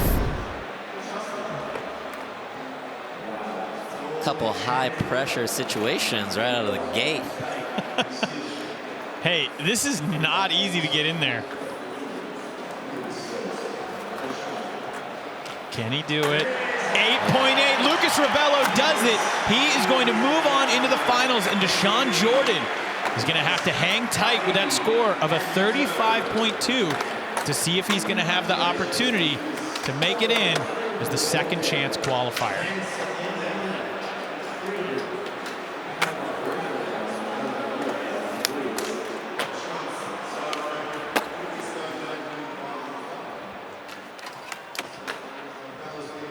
Lucas Rebello, great showing in the knockout round.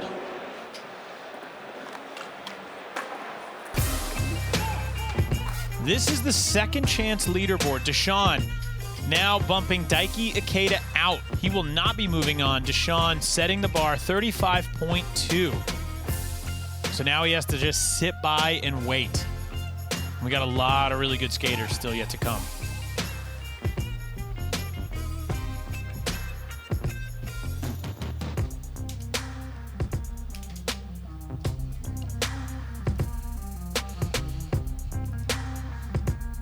All right, after two groups, this is what the finals is looking like so far.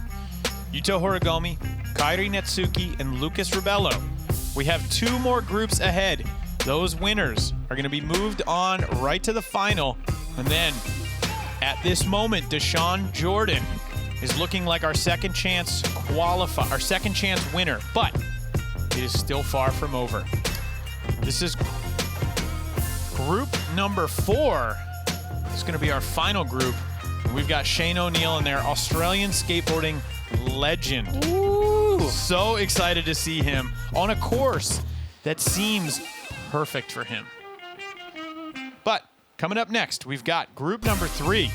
Jocelyn, Berger, Hoban, Finn, and the man himself, Nyjah Houston. You've said it multiple times. He's never missed a final.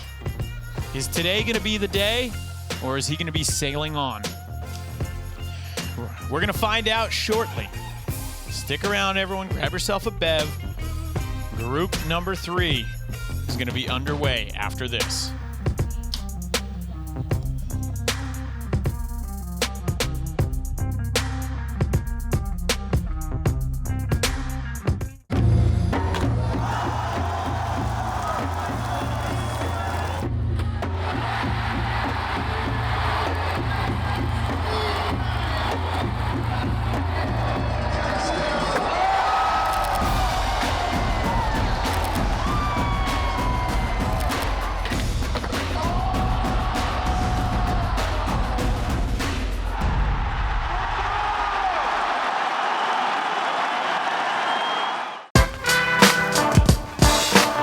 Back, everyone, to Sydney, Australia. Here's a look at the bridge climb. Rob Pace went and did that. If you come here, you got to do it. You got to do it. I don't know. You were a little scared of that the other day. Yeah, no, I'm not going to do it. I'm not doing it. I'm just saying, if you come here, you know, give it a shot. Check it out. Give it a shot. All right, it's group number 3. Walk us through what's in store. All right, we have Chris Jocelyn, Matt Berger, Braden Hoban, Tommy Finn, and the most decorated SLS medalist, Nyjah Houston. I mean, look, everybody's amazing. I think 4 of these guys can make history knocking out Nyjah, but Nyjah has made every single final he's tried to make. That is just such an incredible stat. So this is the basics presented by Tech Deck. We got the line section, 2 45-second line attempts. Then we got single tricks after that. 5 single tricks anywhere on the course. It's all about the top 4 scorers that count towards your final score. You can take 1 line score, but you are not required. Each group is going to have 1 winner that advances to the finals, and then we'll be monitoring those scores because we have that second chance spot into the final awarded to the highest scoring skater across all groups.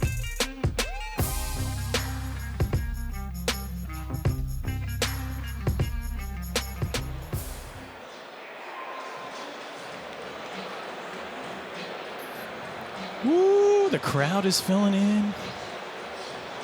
Each one of these groups so far today has been mind-blowing. So many 9s. A lot of 9s, a lot of very, very tight skating to try to win their knockout groups. So, you know, it's only gonna get crazier as time goes on. This arena is filling up. This sold-out crowd is getting crazy. So, looking forward to a big group 3 and 4.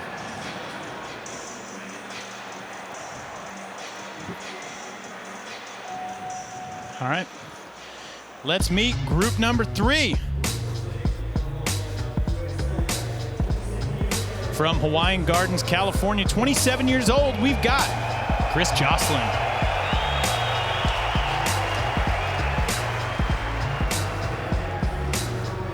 One of the premier Canadian skateboarders, Matt Berger, Flip Skateboards legend. Then we got a new guy out here on the scene, but putting it down from Encinitas, California, 22 years old, Braden Hoban.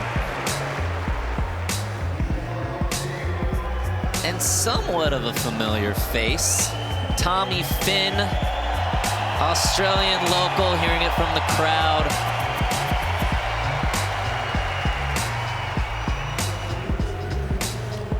And then the man, the myth, the legend, from California, 28 years old, Nyjah Houston.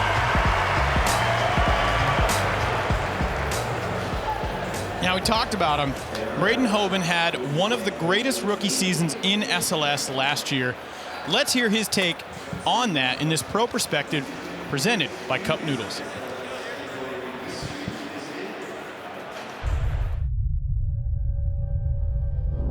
When I started doing the street leagues, I had never thought that I would even be able to get like close to, you know, making the podium or like getting in the finals. I was just like, I had this crazy opportunity. It's like being able to just do like pretty well, and I feel like it just like sparks like this like fire under you. It's just a whole different world, you know, like outside of street skating, it's like you have the contest world where it's like a whole different audience. It's really cool to just have like both worlds like that have your back and like show you love and stuff. It's really cool, it means a lot. I was kind of like on the fence, like, dude, I don't know, like no, you gotta go skate the street leagues, you know? It's definitely something like if I said no to, I think I would have regretted saying that, you know. I think it just kind of like builds like some momentum where you're like, okay, like this is sick, you know, like you kind of get the strategy down and you just kind of start like figuring it out a little bit and yeah, just try to make that podium, I guess. It's like we're all just friends out there and we all just want to see each other do good. It's kind of just like you're skating a demo. You're just trying to hype up the crowd and give them a good show. Wow. Honestly, I love that perspective right there. I feel like it's so cool. Yeah, and it is amazing he has figured it out. It's crazy to think that he's a rookie. Yeah, he doesn't look like it. No. That's for sure. But he's had a lot of success. He's one of those guys that is so good that he just is, it doesn't matter what he's doing, he's so good. First skater in. Group number 3, we got Chris Jocelyn. What do we expect from Chris? Chris is definitely a jumper. Loves to fly, loves to flip his board. Usually down things. Yeah. He'll flip up the 4, getting away. But yeah, Jocelyn also one of those guys that is very consistent at tricks you shouldn't be consistent at.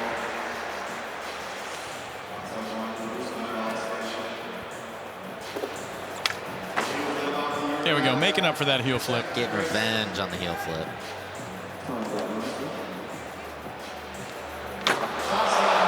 Nice nollie back heel.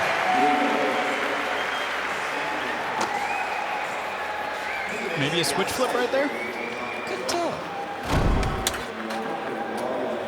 Yeah, but this backside big spin down the set of stairs shouldn't be that easy. But he makes it look that easy. This course in general feels a little small for him. It's a little tight. They've taken away kind of that big set of stairs that he traditionally has a lot of success on, but he's very capable of putting together a good score on this course.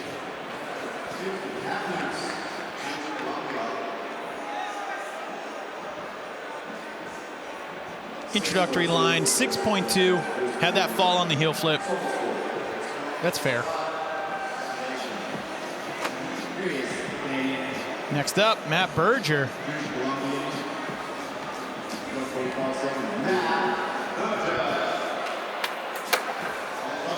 Ollie front nose. Wow, really good backside flip up before.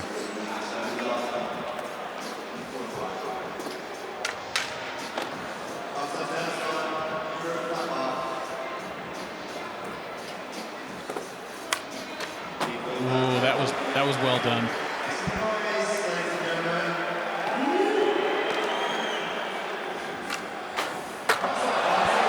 Front blunt, the boost mobile, right in the middle of the run. Berger always really been a very solid skater. Oh. Kickflip back tail to fakie at the end of a line. Yeah, risky move, but also this course is kind of, it's forcing you to get risky. It's forcing you to get tech. Right here on the boost mobile replay, nollie front nose, kickflip back lip, the bump to rail, and then front blunt, boost mobile replay on the boost mobile spot. Kickflip back tail to fakie. There was a lot to talk about right there, and you know, the backside flip up the stairs, although a relatively small part of his line, I think there's something there. Judges rewarding him with an 8 even. Yeah, I like that score. I also really liked how he flowed around, you know, front 5, the quarter pipe, kind of like gave it a little more, you know. Look at this gaze. He's connecting with us all. Brandon's like, I have to go after that, but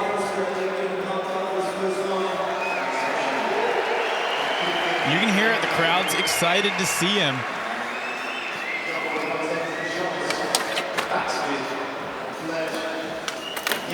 Whoa.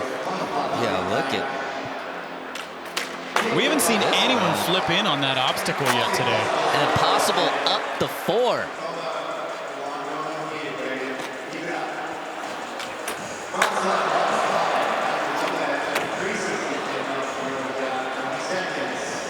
I'm loving all of this round so far. Crook.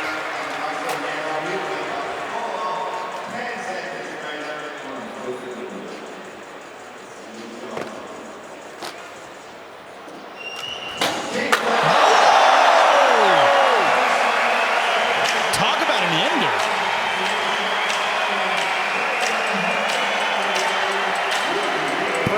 perspective.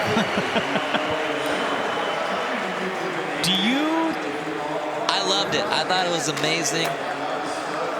He had it all. He had everything. Kickflip back tail on the bump to rail. The way he flowed. And this kickflip front board the rail, but more impressively, that impossible up the 4. He also heel flipped up the 4 too. In his run, he had flip tricks, and then this to end it. Kickflip frontside nose grind on the Boost Mobile spot. Is that the best line we've seen today? It's so close. I mean, Kyrie is just, it's different, but it has to be really close. 9.2. That was impressive. I mean, another thing for Braden, he has Nyjah in his heat. He does. There's no half-stepping. Wow. I can't wait to see what that does to the other skaters. Tommy Finn coming in next. The crowd is excited. Kickflip in, nollie crook.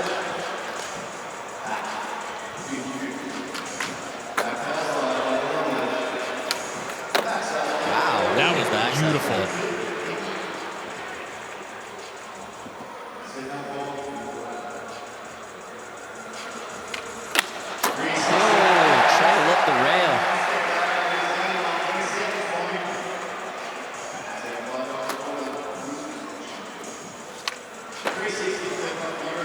Tommy looks so comfortable right now. Like, he doesn't even look nervous. No, everything is looking real good.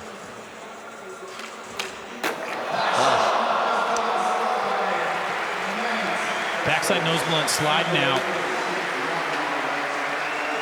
But that was 98% there.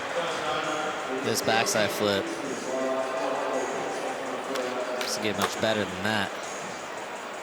And this tray flip lit the rail in the middle of his run. Tommy, Australian from Brisbane.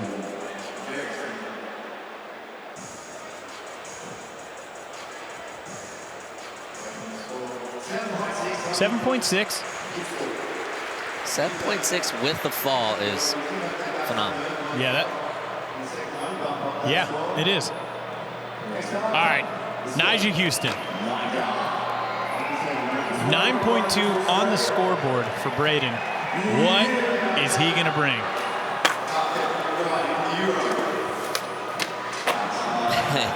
Good start.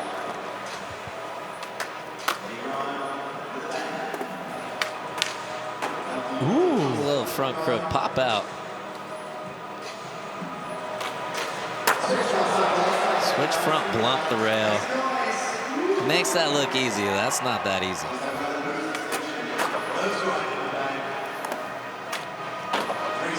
Still has not missed a tray flip in Street League history. Oh. I really like that. I haven't seen anyone skate the hips like that. And the half cab flip is such a risky one. Whoa. Okay. Where's it stack up? Really solid run. Not as much firepower as Braden, but solid. It's also how Nyjah rolls, though. He gets that first line down, and then he starts building on it.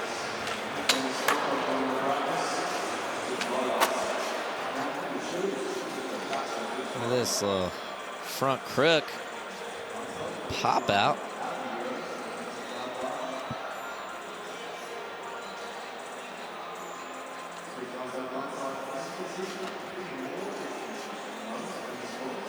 I loved how both of them ended on the Boost Mobile sign.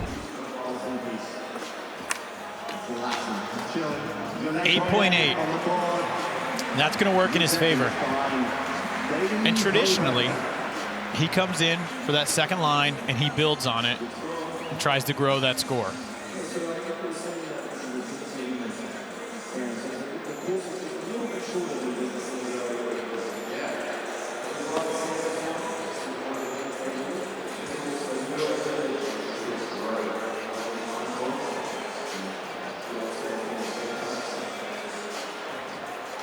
Before we get to Chris Joslin, though, we're going to take a look at the road to the Super Crown, presented by Oakberry Acai. So, we had Chicago. Kelvin Hoffler, Rice Leal took home the win. Stop 2 in Tokyo, Yuto Horigome and Chloe Covell, which was absolutely amazing to see that shakeup in the women's. And here, Sydney, we'll see what happens. Last but certainly not least, we're going to take it down to Sao Paulo, Brazil, December 2nd and 3rd. Make sure you get your tickets online right now, streetleague.com. Let's get back into competition with Chris Joslin.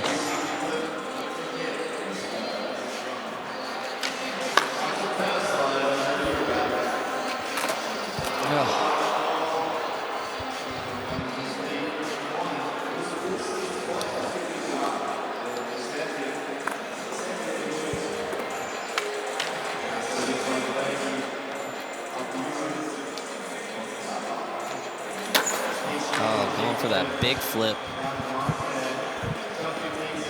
Joslin's going to need to do it in the singles. Yeah, you could tell by his body language. He's not stoked. Yeah, he already knows that.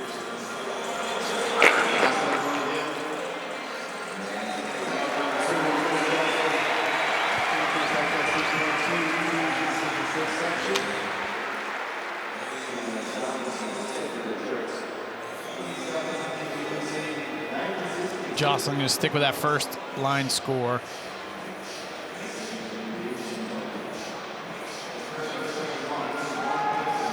Next in, Matt Berger. Look at those top 3 scores, though. 9.2, 8.8, and an 8 even.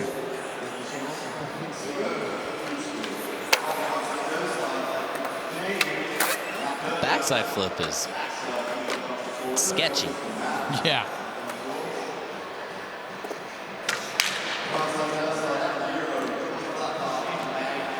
That front 5 looks like he's going to fakie every time. I like that. There was the step up.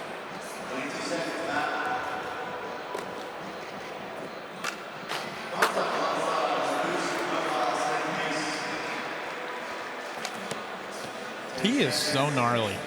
Very gnarly. Very solid. So he will stick with that 8 even on the first line. And Berger is definitely a guy who could put together some good single tricks.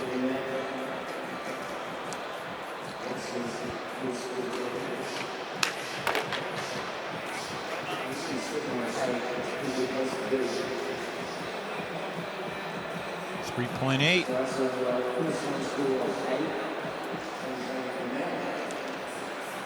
Back to Braden Hoban.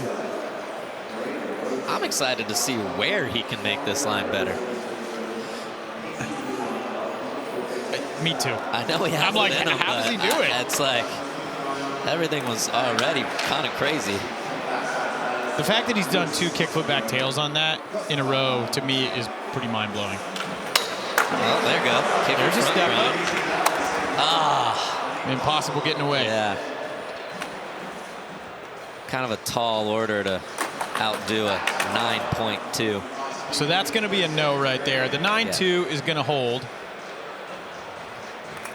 He's going to have to settle for a 9.2. Yeah. It's a rough life when you're when you're 9 clubbing out of the gate.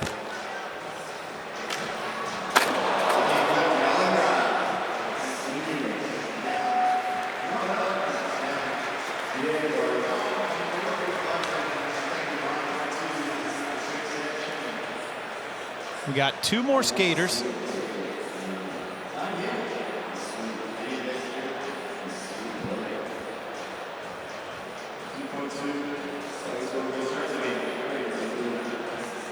Tommy Finn from Australia, 35 years old. 35 years young. There you go. I like that. 7.6 on that first line.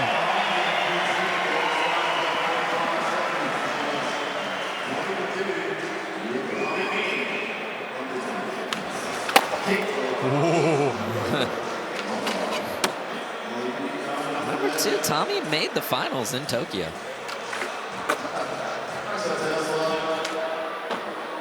Tommy he is so good. One of the best.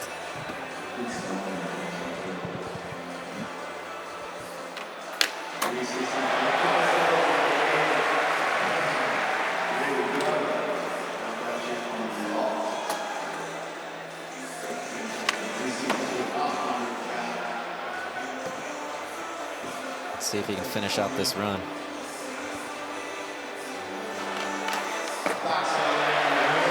All right. Smart back 180 nose grind the hubba to end it. Get himself a little closer to that top spot. The crowd is psyched.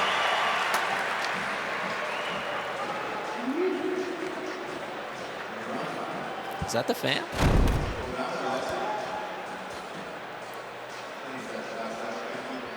I think so. Anyways, tray flip lit. And then this. Back nose blunt wasn't working. Switch it up, go with the back 180 nose grind just to make sure. Smart man. And a 7.9 right there. That 0.3 could make all the difference.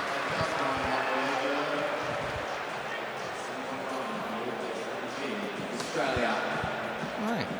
Next in, we have only the fiercest competitor in SLS history. The greatest contest skateboarder of all time, maybe skateboarder of all time. So 8.8 on his first line. Ooh, gotten a little on top of that half cap crib.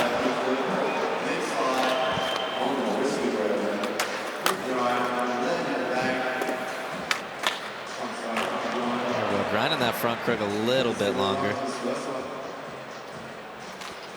Oh. Ooh. He says, nope, that's it. I'll stick with the 8.8. I feel like he's been moving a little slower, a little sluggish. Feel that way? I mean, I can't put, honestly, the time difference here. Like, look, he's getting pulled up. Usually he's a little more amped up. Yeah, we're used to seeing him kind of like get fired up, especially after watching someone score such a line like Braden with that 9.2. Again, I mean, we are literally on the other side of the planet. Yeah. With 2 lines in the books, Braden Hoban right now leading the charge with a 9.2. Can he hang on, or is Nyjah going to repeat?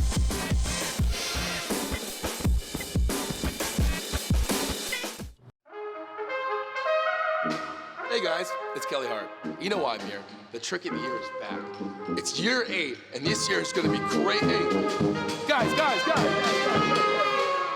Hey, not yet. I bought a band. You guys already know what to do. You upload your tricks, you hashtag a trick of the year, and you're entered to win. And like I always say, this shit can change your life. Whoa, Kelly! What the hell's going on in here, man? What's up? You said I could play music. Bro, I was talking about the speakers. Speakers? I bought a band. You bought a band? Yeah. You're gonna tell me that's not dope? Well, can they play any song? What'd you have in mind?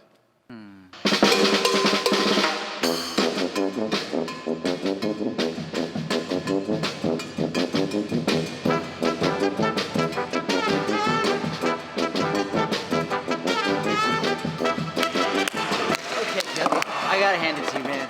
This is your best idea so far, man. This trick of the year thing really can change your life, huh? Told you, dog.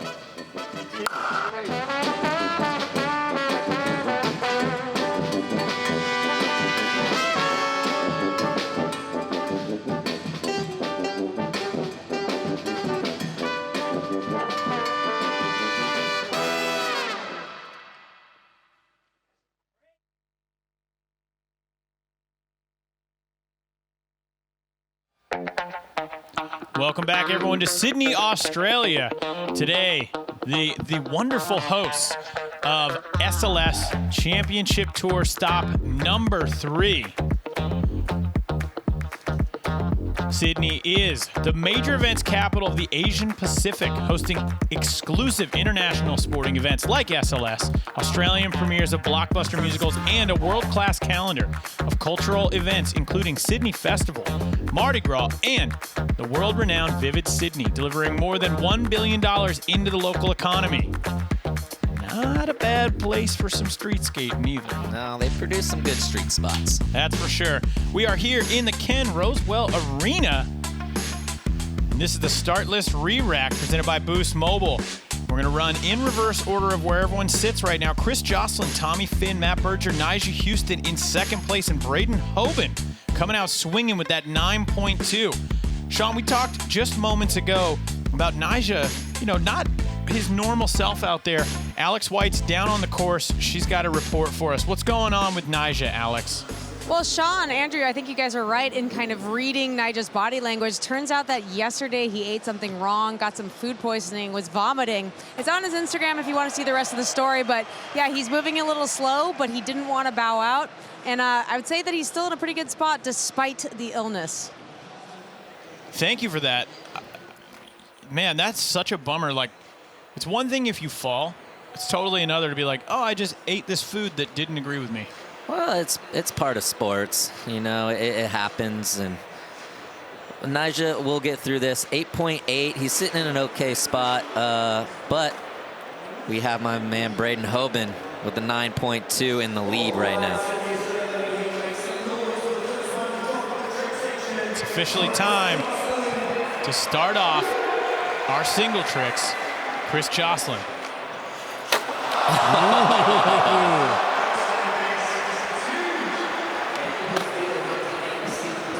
I like that he kicked it off, like just going for it. Yeah, he's going to need now 4 big scores in a row. I'm not saying it's impossible. We saw it yesterday, but man, it's tough. All right, Tommy Finn. Oh, kickflip crook. Boost Mobile.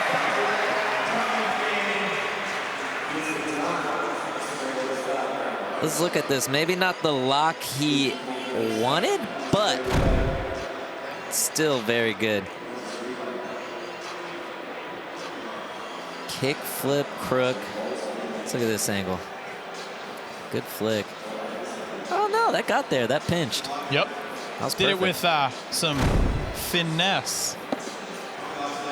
Nice. Scores in 8.0. Tommy now at the top. I love the leaderboard shuffle. Matt Berger. We talked about him. Oh, that would have been sick. Was he going back 180 switch front crook? Yeah. Ooh. Now back to Nyjah not feeling great. Maybe this is something you got to tap in. Maybe we'll get like a Jordan flu game scenario. It does explain. I mean, normally he's not a guy that calls it online, but no need to jostle yourself around if you're not feeling 100%. Was that 5-0? That was 5-0. You think he meant to do that or no? I think he's going to act like it. He's not going to give the judges any reason to dock it. He's a veteran. You saw Deshaun with his hands up. Nyjah. Yep, I was trying that. Switch heel, front 5, 180 out. Honestly, that was like so locked in 5-0 and looked so good. Oh. It seemed like that's what he was trying. Great. Food poisoning, that don't matter. Switch heel, front 5, 180.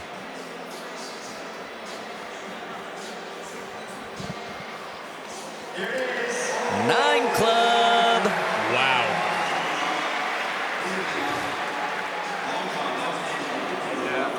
He is far from out of this. Man, take another look at that. That was so good. Perfect. Yeah. I could also see that being a natural progression. We've seen the switch heel front tail quite a bit from him. Yeah. And he knows, like the judges, they want to see you switch it up. All right, Braden Hoban now knocked down into third. Wow. Coming out guns blazing. Kickflip back nose blunt. We know that is one of his tricks, though. He normally saves it for the end, though. So it's cool to see him coming in like that. For everyone out there, grab your phone, download TrueSkate on your mobile device, and enter the SLS Sydney event. For the first time, players that complete all missions in the event will unlock a virtual replica of the championship course. Play now to skate the same course as the SLS pros.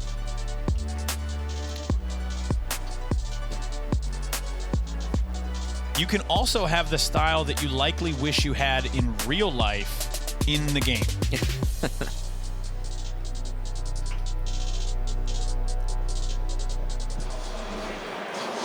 I should award more points if you do one of the tricks that was in that promo. Yeah. I would love, I mean, kickflip front crook on the Boost Mobile sign. Yes, please. Chris Jocelyn. Wow, backside flip straight over the top of the Boost Mobile sign.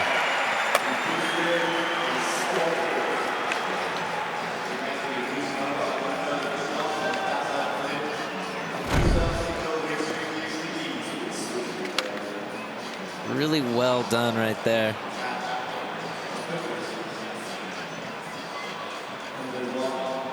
Yeah, perfectly over it.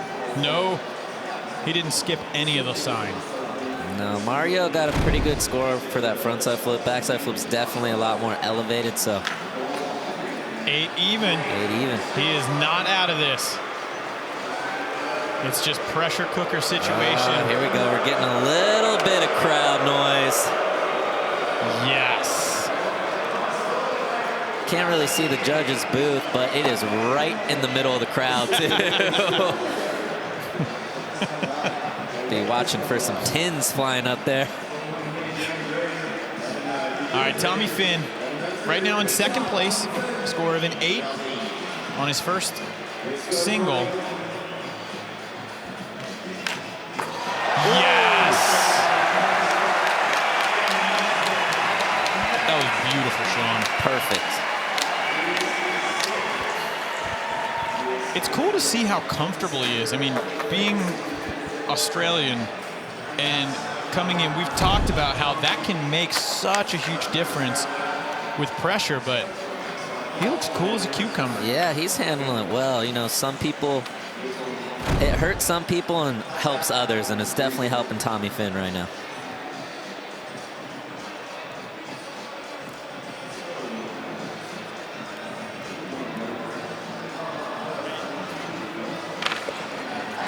.4. Tommy Finn now at the top of the leaderboard, 24.3.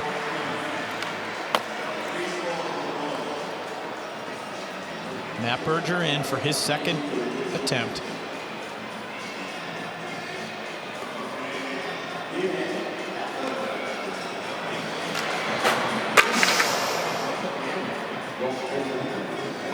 So he's not out. I mean, he came in, he had an 8 even for his line score. So he's not out of this, but it's going to be pressure. 3 for 3.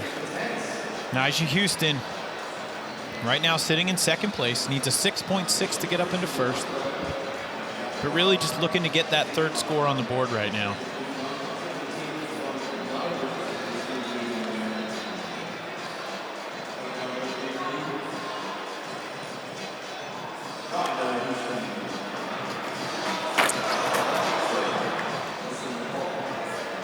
Where do you think he was going? I think he was going kickflip backsmith. He definitely, you don't see him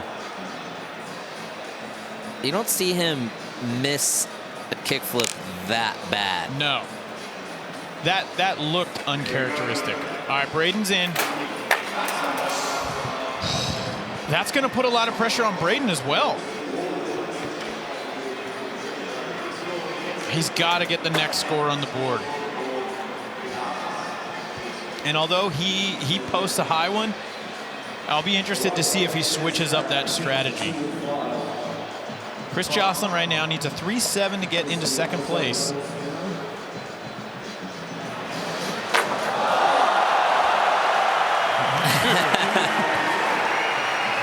That was wild. Again, this is what he's good at. He's good at flipping his board downstairs.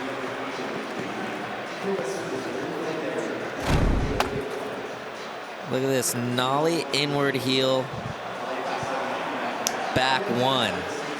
Where are the judges going to go for this? I mean, they've been scoring the stairs pretty well, and that one is a unique one. That is very hard technical flip trick to be able to do that down the set.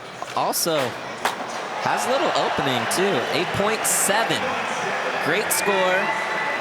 Nyjah struggling. Braden struggling. Nyjah's laid out right now.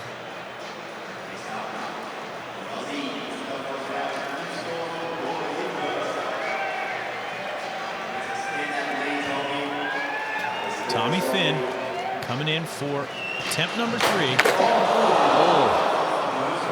A little too juiced up right there.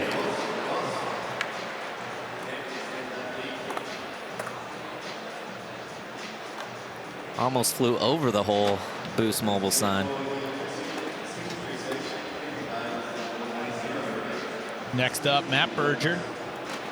He needs to put a score on the board. He has to do it this try, the following, and the last. Unable to do it right there.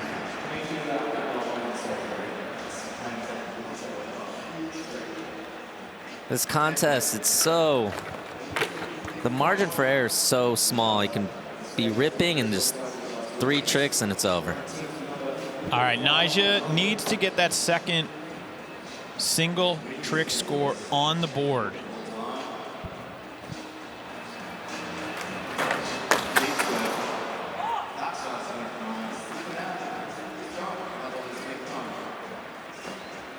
Showing some frustration there. I think one thing to take away, though, that was a better kick flip than the last one. Absolutely. Still uncharacteristic. All right, Braden. Oh. That's heartbreaking. It's the guys that had the 2 best lines are struggling the hardest in the trick section. Do you think that sometimes being in a group with Nyjah might actually overdo it for you?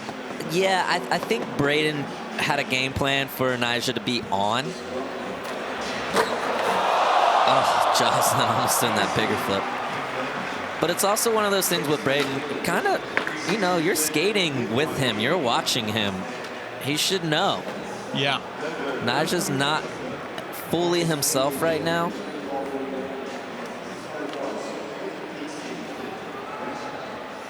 Next up, Tommy Finn coming in for his 4th attempt.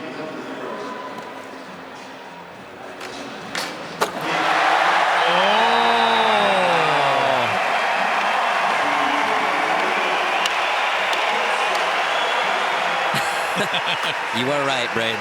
You Braden are was right. feeling it.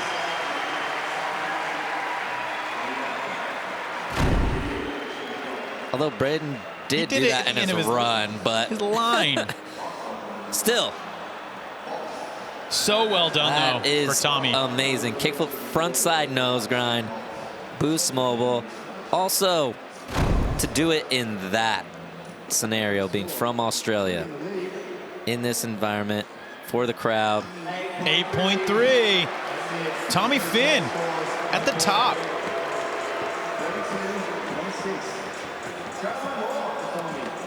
Crowd not totally in love with that score. To be honest, I thought it was a little low as well.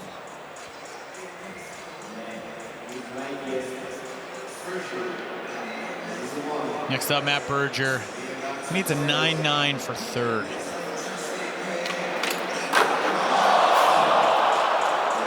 It is not his day here in Sydney. All right. This is the first pressure situation for Nyjah now. Needs to land the next 2 tricks. This is the moment. I mean, this is, you said it. He's been in the finals every time. Is everything about to change? He's set up at the top. Looks like he's going for the boost mobile sign.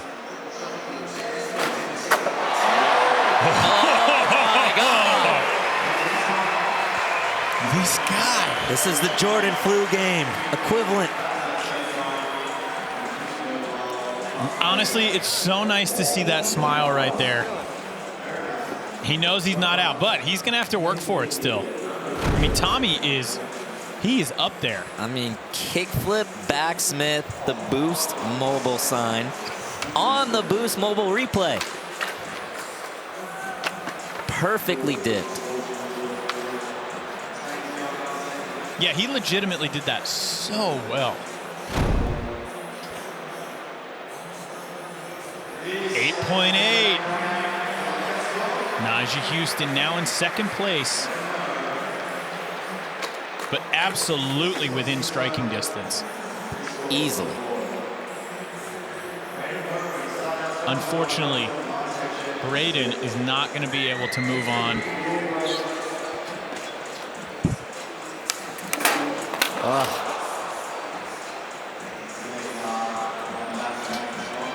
So, like I said, you know, normally he saves the kickflip back nose blunt for last. He switched up his strategy here. Hopefully we'll see him swap it back out when we get down to Sao Paulo.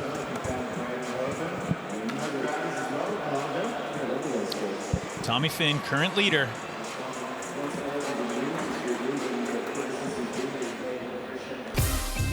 All right, in the start list, re-rack presented by Boost Mobile. Matt Berger is going to kick things off. Braden from the top, all the way down there. Chris Jocelyn right now in third. Nyjah Houston is not out of this. He's going to have one more attempt to make it happen, but right now, Tommy Finn is at the top with a 7.9 to drop. Second chance qualifier. Deshaun Jordan still holding tight with a 35.2. We'll see if anyone in here could outdo him. Got one more attempt left.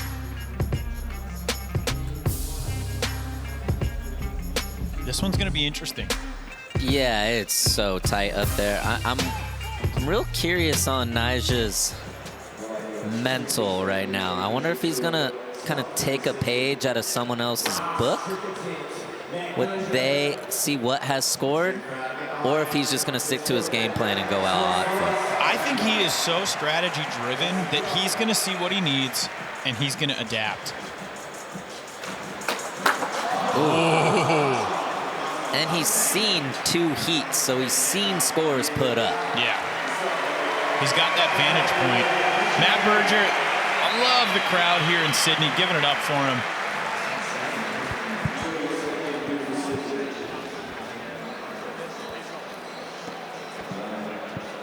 If he gives this one to the crowd, they're going to lose it.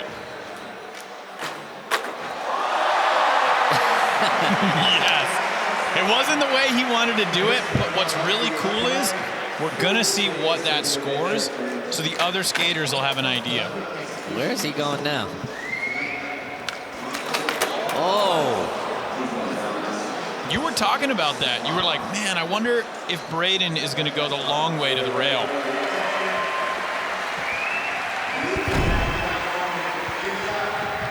Kickflip up, back nose blunt. Ooh. You know, some would call that style. You know, you were talking about, you haven't talked about it today, but that boost mobile sign does have that dip at the end. And most of the skaters we've seen haven't looked like they've been affected by it. Yeah. That was the first time that you really saw the effects of it. Scores in, 8 even. Most of the skaters haven't been affected by it, but all of the skaters hate it. Yeah. Okay. Jocelyn needs a 9.8 to get into first place. Not gonna do it.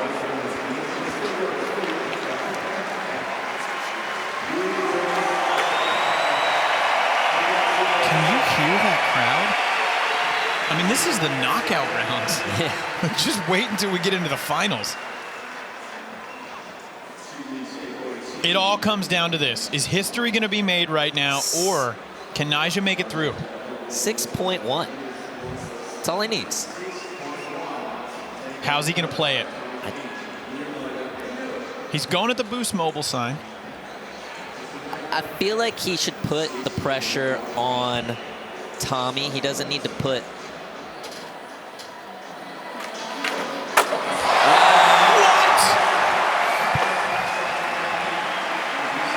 Michael Jordan of Street League skateboarding.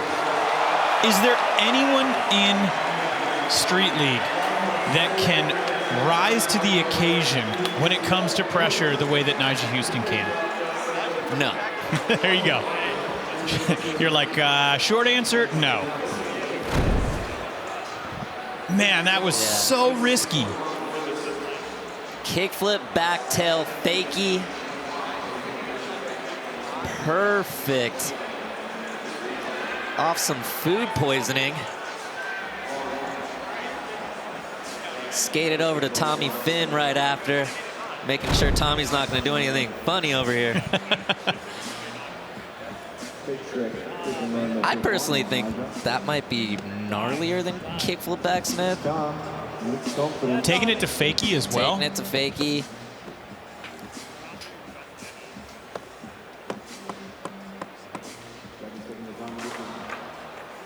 Judges taking their time.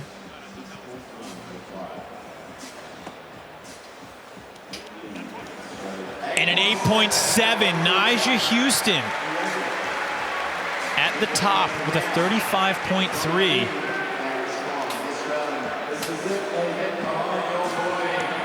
And that is it. Tommy Finn cannot make it through.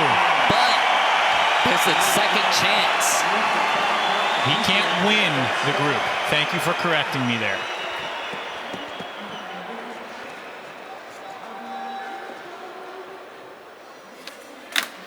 And he doesn't do it, but what a great showing from Tommy Finn. Nyjah Houston, the winner of Group 3, is going to be moving on. Keeping the streak alive. I think that's one of the most impressive stats that he has here. Yeah.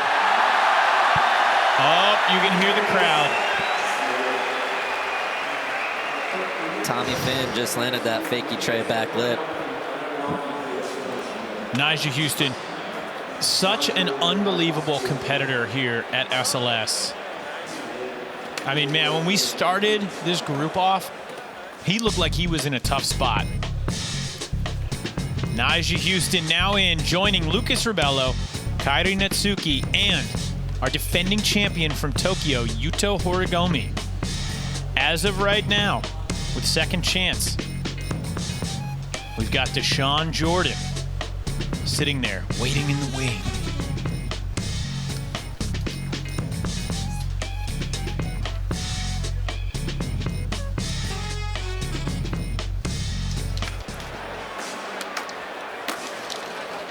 Whew.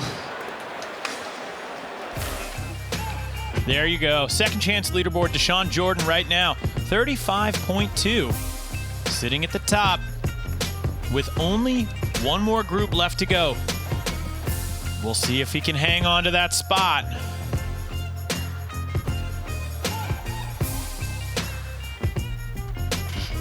Shane O'Neill coming up in group number 4. He is one of the SLS OGs. It's been a long time coming for him to skate an SLS event on his home turf. Check out his take on this stop in the Pro Perspective presented by Cup Noodles.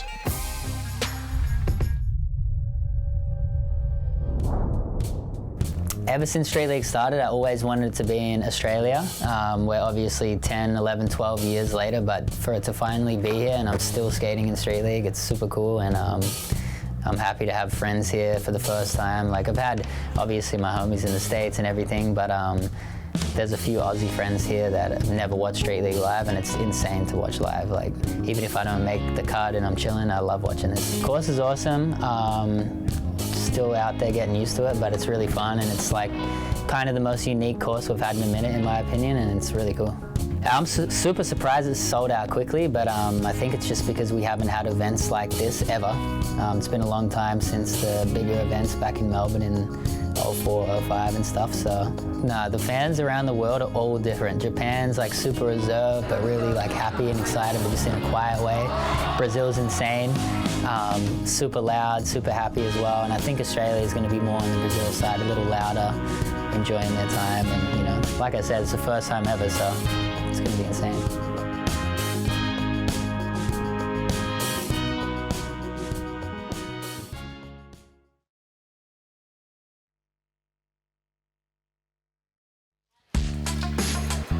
Welcome back to Sydney, everybody. This is the Road to Super Crown presented by Oakberry Acai. So far this season, we've seen Kelvin and Raisa take the wins in Chicago, Yuto Horigome and Chloe Covell in Tokyo. We'll see how things shake up today in Sydney, and then you're going to want to join us in Sao Paulo, Brazil, December 2nd and 3rd for the Super Crown World Championship. Make sure you hit www.streetleague.com to get your tickets now. Before we roll into our next attempt, let's roll the highlights from Tokyo in the Look Back presented by Karayuma.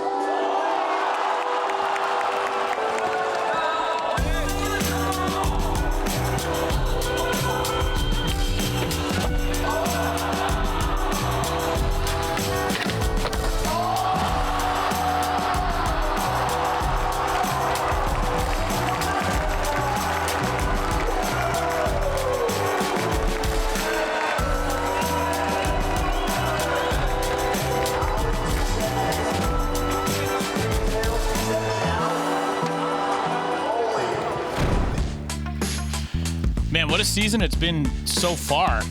That right there in Tokyo was incredible. That was wild. You ready to meet the skaters here in our last group in the knockout round? Let's do it. All right, first skater in from Vancouver, British Columbia, 37 years old, Ryan DeCenzo.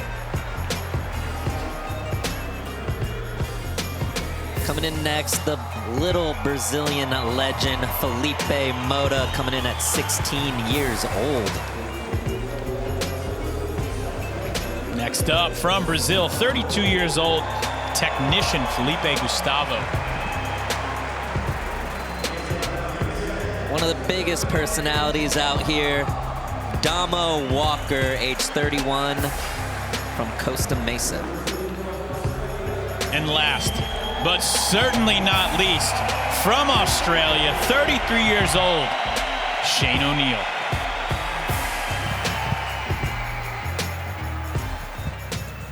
I wonder who the crowd wants to win. Yeah.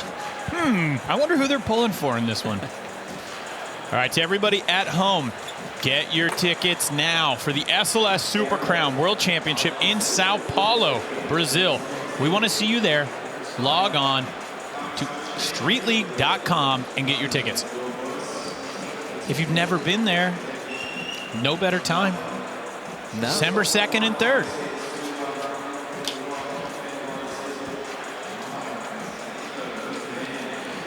All right, and here's a look at the G-Shock time capsule when Shane O'Neill won it all in 2016.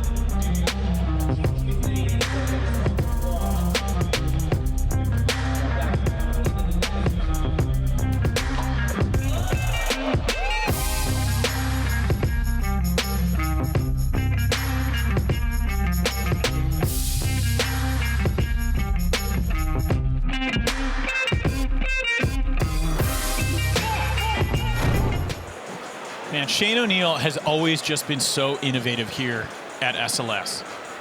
Absolutely. I mean, we've never seen tricks like that at a competition ever.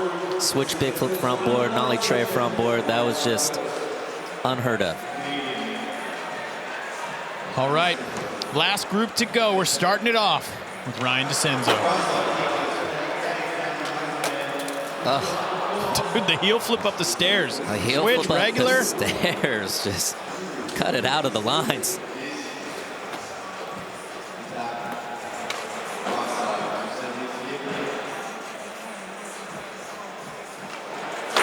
Look at him jumping down the stairs.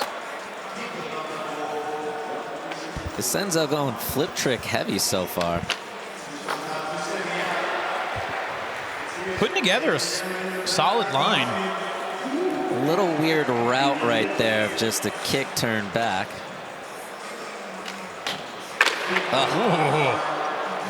I am so impressed with the skaters that are hitting the boost mobile sign at the end, but not just like, oh, hitting it, like kick flipping into it at the end of your line. Yeah, kick flip crook to end it. That is so big.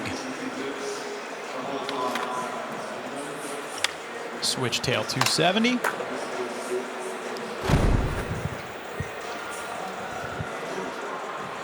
Scores in 3.9. He's going to look to the next line. Next up, Felipe Mota. What do you think we're going to see? I really like this kid. He's you know, one of those that came in at a young age and were able to kind of grow with his skating.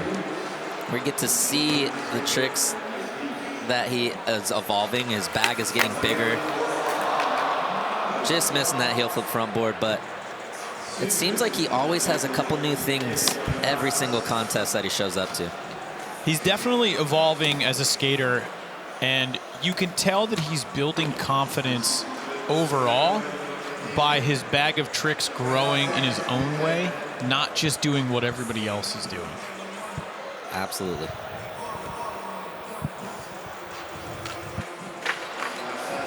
Looking a little out of sorts on this one, though. That could be the experience.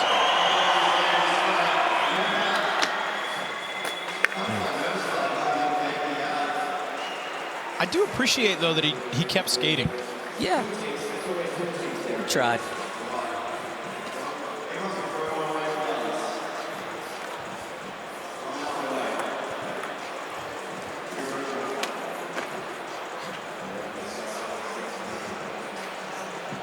Next in, Tech Deck athlete Felipe Gustavo. I'm very excited to see what he brings to the course.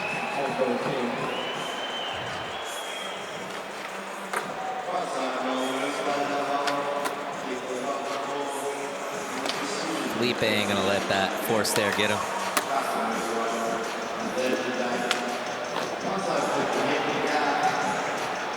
Such a great frontside flip. One of the best.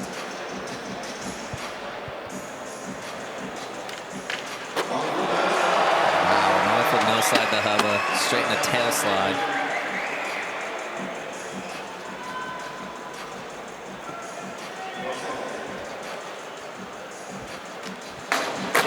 Oh!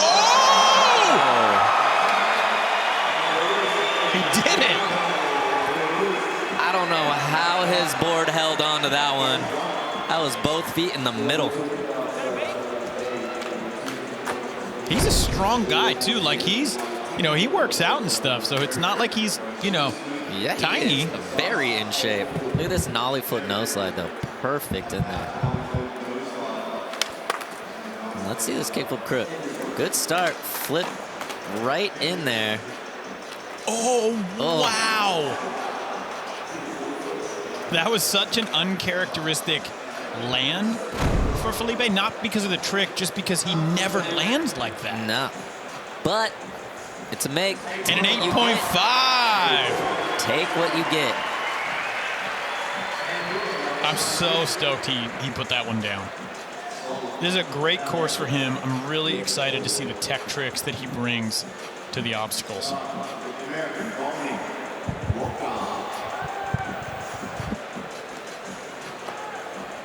What can we expect from Dominic Walker? You know, I don't exactly know. I think that's what makes him such a wild card. Love that he's skating that. A lot of people have been avoiding that thing.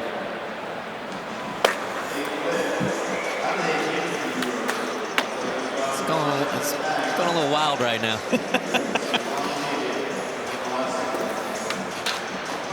Yep. Perfect.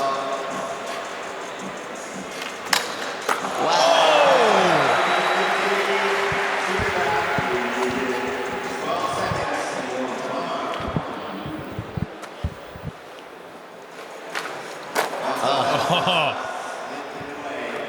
Honestly, an interesting choice after having done the tail slide on the bump to long ledge.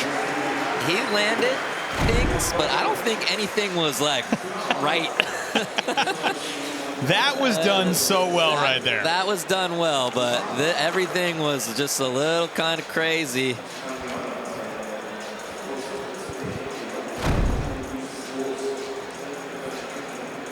$5.4. He's like, I'll take it. Yeah. That was definitely a wild run. All right, this is the moment we've all been waiting for.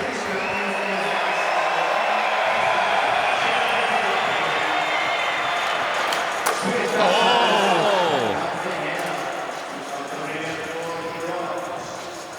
It's good to get that out of the way, though.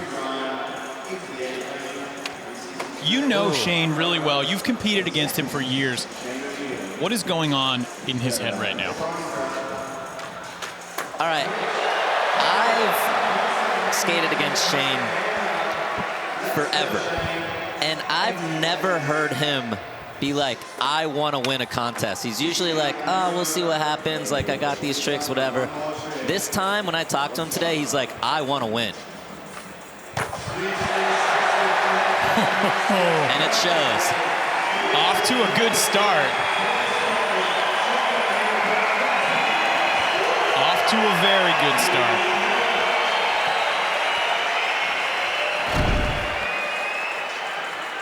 Very shaky. Look at that flip. Dude, that front foot. Very shaky, but this was perfect. Switch flip front board. Well, almost perfect. It was great nonetheless. And this switch was tray, wonderful. the set to end it. That was, I thought that was a very amazing run. Kind of had everything to it. 9! Oh, man. Is it going to be Shane O'Neill's day here in Sydney? You don't see him smile that often. No. Yeah.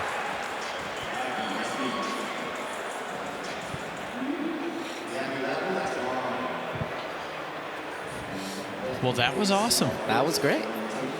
Rose to the occasion. All right, next in, Ryan DeCenzo for his second line attempt. There we go.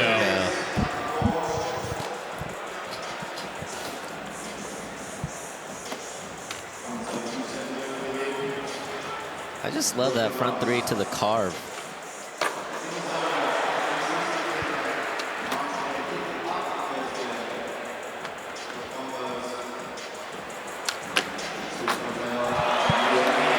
Switchtail 270.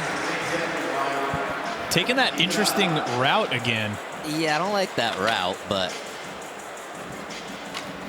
you gotta do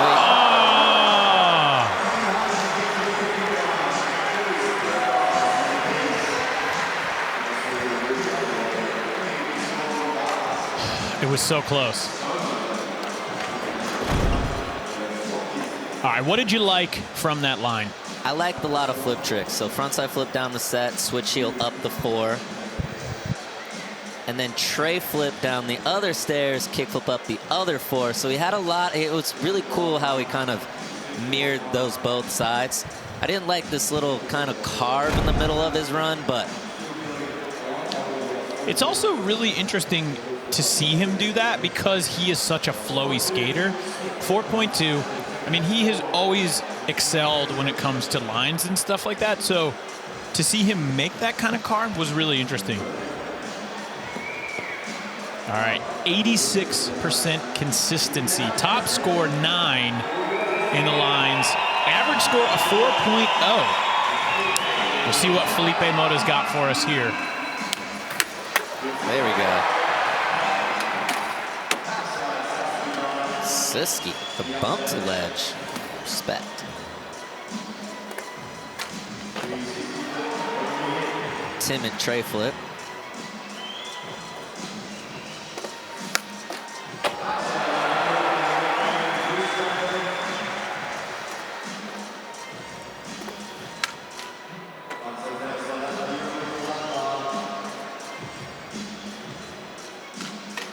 Oh.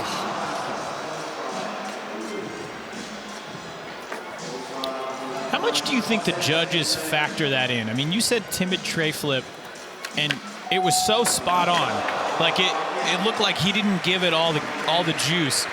How much does that play in with the judges? See, I don't know if it really docks points, but it just gives you kind of a sense of where he's at.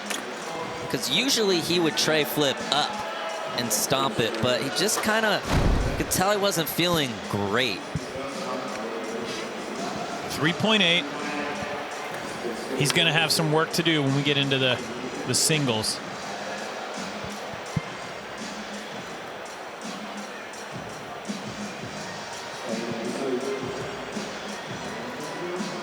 I really like the way this course sets up for Felipe. Why do you say that? Really technical skater. The hubbas and the rails are very accessible to all the tricks that he can do. So he already has an 8.5. He's sitting in a good spot. And I think he's going to be one of the better skaters in the trick section. Whoa. Already stepping it up. Nollie flip crook the hubba. If he can stay on and put it down, there's 9 potential.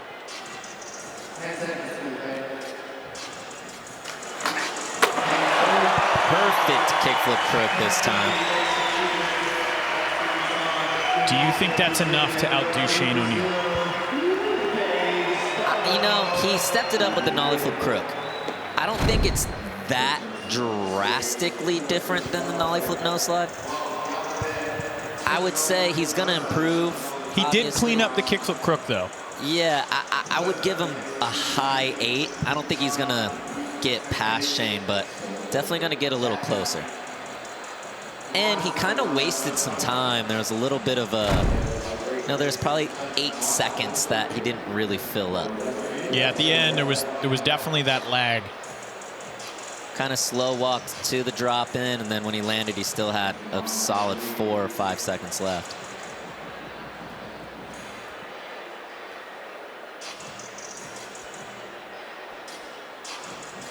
Huh? And a 9. He gets it. I got to talk to these judges. I got to get more in sync next time. Good run, though.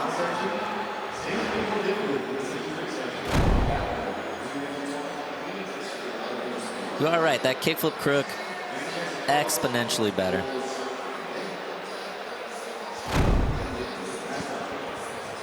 What do you think? Were you expecting that? I'm going to be honest and say I also thought it would be a high 8. Yeah. I think that. All right, I'm not the crazy one. No, I think Shane just had a little more in there, but Felipe did a great job. And a nollie flip crook, I mean, margin for error right there is so much smaller than nollie flip nose. All right, Dominic Walker.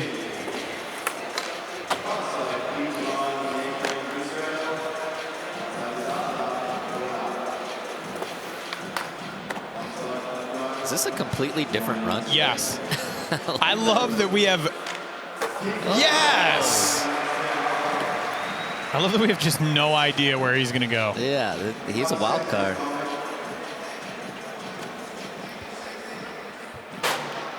Oh my God! Kickflip front 50, the boost mobile sign. Oh.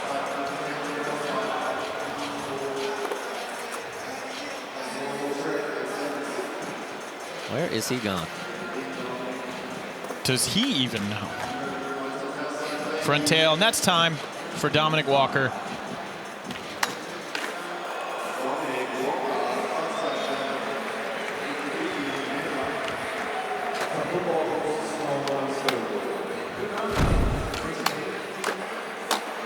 this kickflip crook.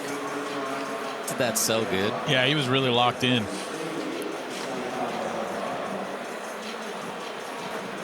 I was so comfortable with kickflipping into those frontside tricks too. He's great. I love having him in here. Yeah. 6.0, he improves.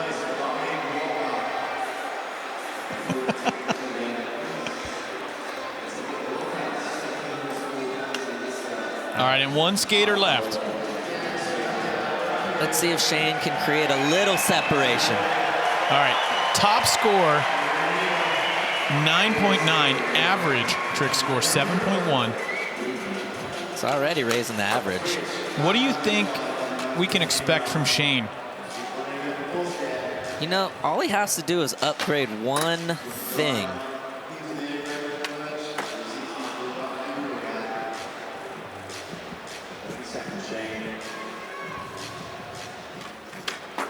Oh, that switch flip front board was incredible.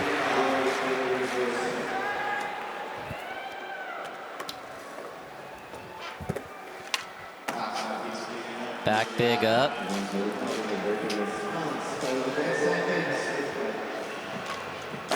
Oh, that was so good. Did we see a change? We didn't see a change, but just like Felipe's run, he did it better. He did it better. Everything was solid. Switchback lip to start it off. Switchback lip was perfect. Switch flip front board was perfect. Switch tray was perfect. I mean, he got all the way in that one. And look at this. Whoa. Switch flip front board. He was going really fast, too. Maybe a little adrenaline pumping right now, but this switch tray. Can't do a switch tray better than that. No.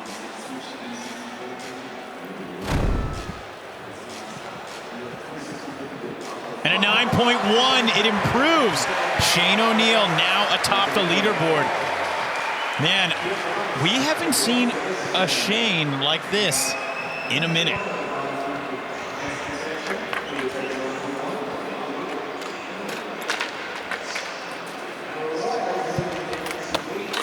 We've seen all the line attempts in the men's knockout round. Let's take a look at the Boost Mobile best line.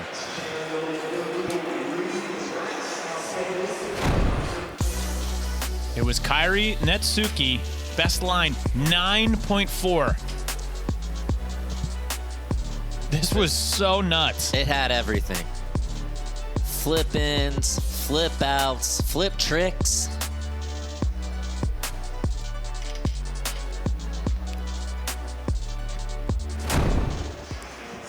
There he is, Shane O'Neill, Australia's very own, currently at the top of the leaderboard here in group number 4. We've got lots of skating still to come. Can he hang on? Stick around to find out.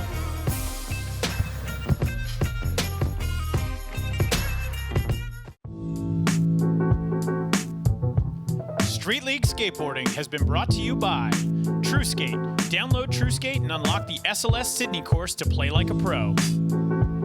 By Oakberry Acai. Not just acai, it's Oakberry, the official acai of SLS Sydney. And by Rumble Sports. Download the Rumble app today, your home for exclusive SLS content.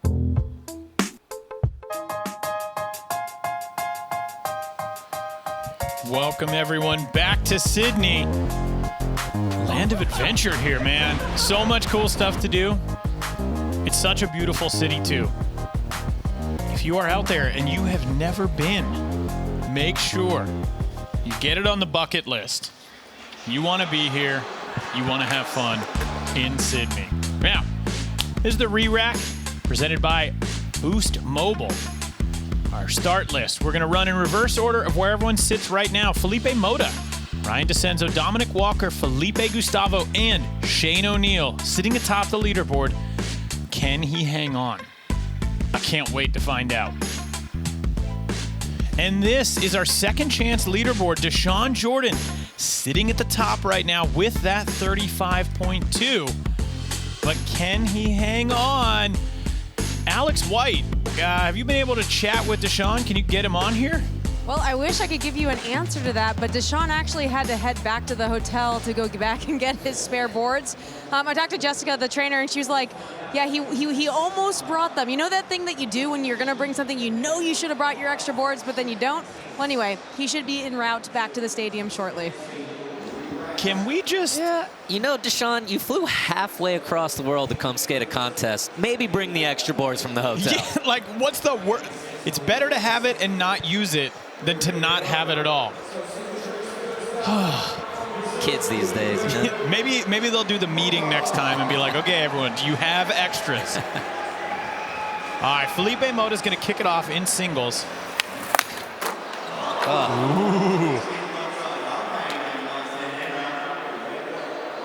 That trick's wild. Big spin hurricane is such a sick trick.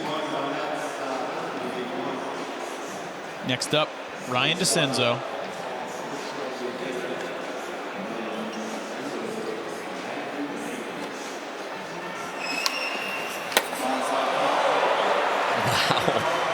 That didn't look right at first, but he was able to bring that back right under his feet. To me, it almost looked like he didn't have enough speed and he just blasted super high. Yeah, it looked behind him a little bit, right? And then he just pushed it in front. I don't know. That angle, honestly, it looked great. I mean, he did it perfect. That was a beautiful frontside flip. Senzo needs a 9-2 to get up into first and an 8. He's going to move him up the leaderboard.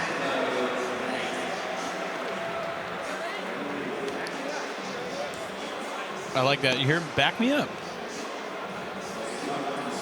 Where Dominic Walker is going to go?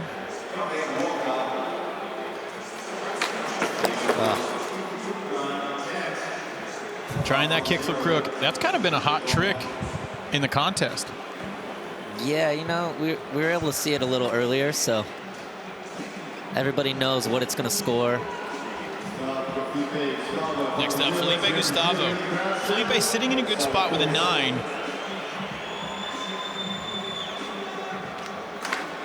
Oh. Got stuck a little early. Had to put that wrist down. Next skater in for his first attempt, Shane O'Neill. Wow. Switch flip, backlip the rail.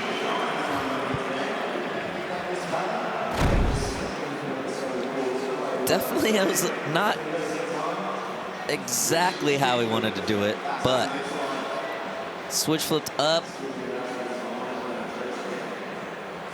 No, that was perfect. It's funny though, because I know exactly what you're saying. Like it wasn't Shane O'Neill. He would do it. It looked like he forced it. It's just that the way he forced it was great. And an 8.9. Shane O'Neill now with an 18. It's one of those things where it's great for everybody, but for Shane, he likes to do it just perfect. Yeah, he likes to do that one a 9. Next in, Felipe Mota. Looking to get this first score. Honestly, he's got 4 tries. He needs to put them all down. Oh, he's not out. There's the start. 1 for 1 right now. Or 1 out of 4, I should say.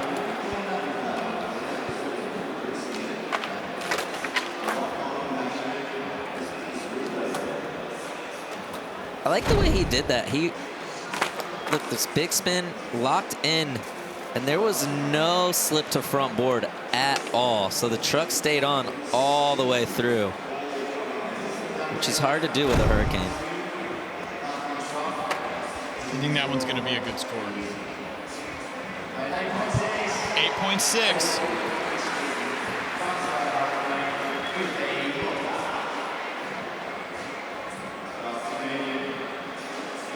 Next up, Ryan DeCenzo. He only needs a 5.9 to get up into first place, but he's got a 4.2 in the lines, and Shane's got a 9.1.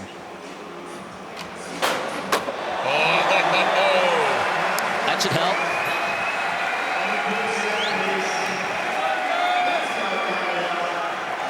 I love that progression too. Let's frontside flip over the hubba. Let's make sure this is working how I want to. And then slow it down, kick flip, straight into the nose blunt. So perfect. Boost Mobile replay.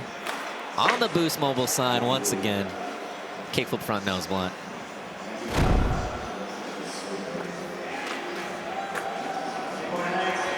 .8. DeCenzo moves up the leaderboard. That one? Debatable. That could have easily gotten to the club. Yeah, you think so? Kickflip nose blunt slide. And he did it. I mean, he did it as well as you can do it. Dominic Walker.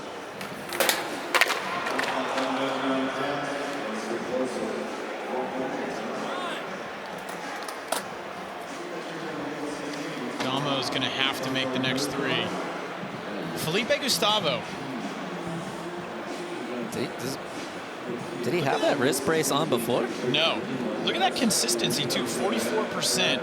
Top scores a 9.5. Oh, he's switching it up.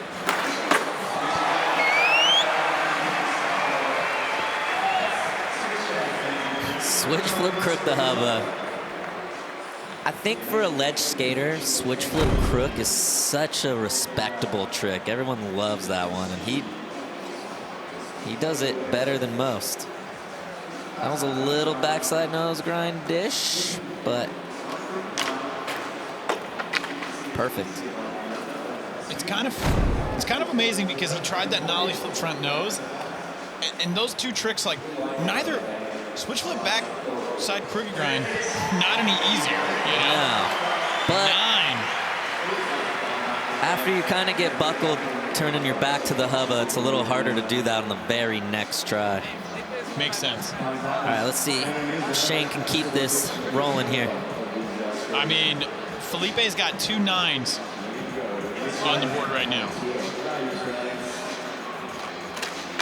Oh. That is going to put some pressure on Shane O'Neill. Still has some time. But Felipe Gustavo nipping at the heels.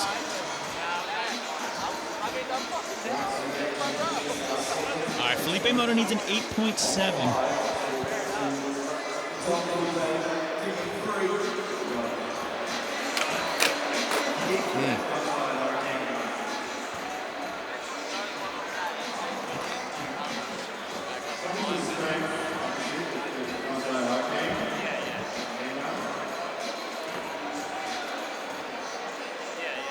DeCenzo in for attempt number 3. 8 and an 8.8. He's got to keep the train rolling. This is doable. This is very doable for DeCenzo. He is, I want to say, one of 2 skaters to pop nollie into the Boost Mobile sign. Yeah, you heard it on the course replay. Nigel was talking about it is hard to get to the front of your board for fakey and nollie tricks. Look at this nollie heel. He slid every bit of that Kind of barely getting up there. Nollie heel, no slide. Pulling it. 9. DeCenzo. Look at that.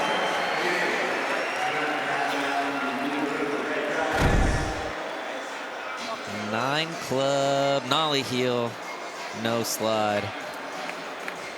And I think, is that the first nollie trick done?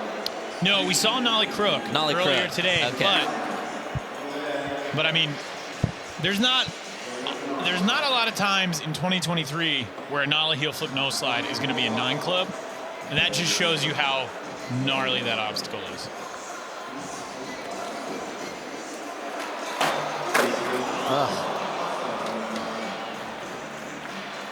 Damo. Just not having the day he was hoping for. I have a feeling it's not going to affect his night. No. No. Felipe Gustavo, 2 9s on the board. He's still got 3 attempts. He's got to make 2. Oh. Going for that switch flip front tail. It's going to leave the door open. I mean, look at him and Shane right now, both tied with scores of 18. Averaging 9s. Shane could shut the door. Oh! No! It's gonna... Oh! Look, we've seen this happen before with Shane. Do you think he's going to be able to reel it in? I mean, we've seen this happen with him before, but this is the first Street League in Australia, so he does have home court advantage. I'll be curious if he changes strategy. Felipe Mota. Oh, big flip front blunt.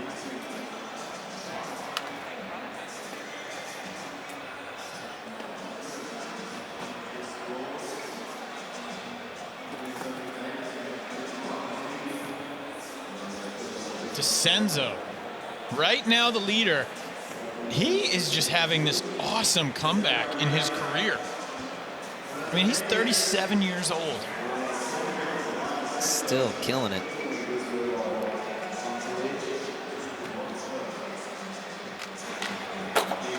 Oh, that is a safety trick for him. So he went for the safety trick, and it's a smart move. I mean, he fell, but you know, he's got a 4.2 on the board. He's got room to grow.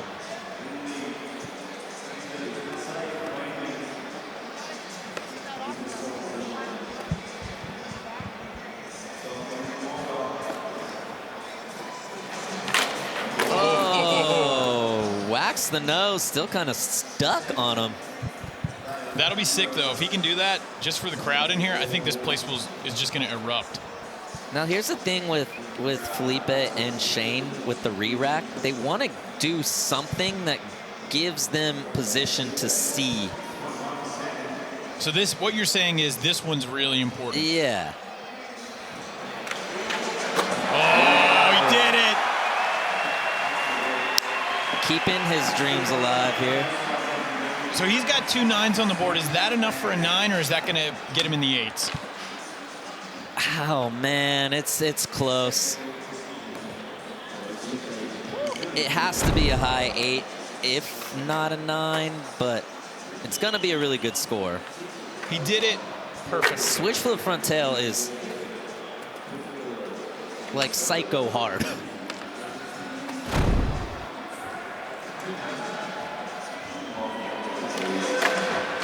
I like this. He's just going right into warming up for the next one.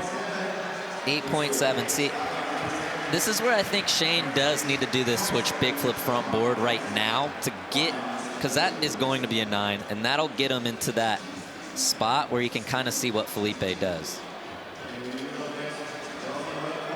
So it really comes down to this right here. This is right now.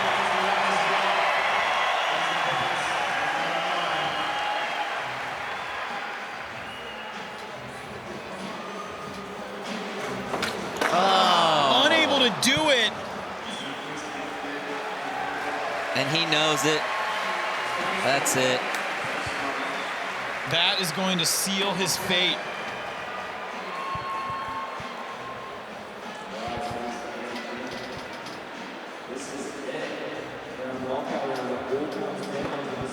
That's got to be disappointing right there. I think, honestly, everyone in here is disappointed right now. This is the re-rack of the start list presented by Boost Mobile. Dominic Walker, Felipe Mota, Shane O'Neill, and then we have a battle right now going on between Felipe Gustavo and Ryan DeCenzo. Right now, Ryan in the lead.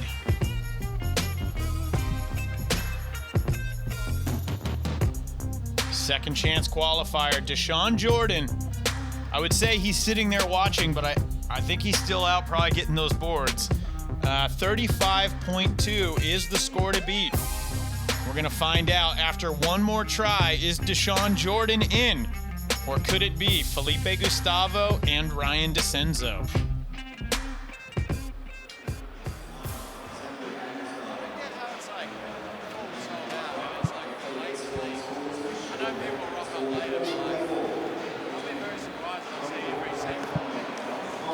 Dominic Walker, his last attempt. Yeah, like not a single.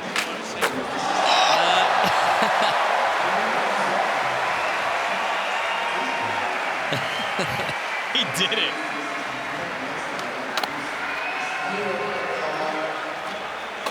I just love how hyped he gets. You think we're going 9 on that one or what? I mean, they should give him a 9 just to give him a 9. I think he deserves a 9, but dude, he did that really well. Yeah. Back foot took a little long to get on there. He was just going 1 foot. Hey, better late than never. Yeah, there you go. That's the 9. Yeah. Blue Steel. Yeah. La Tigre. Magnum. It's 1 look. Yeah. And a 9.3. They're awarding points for dance moves out here in Sydney. Third member of our team, Alex White, down there. Getting the hug.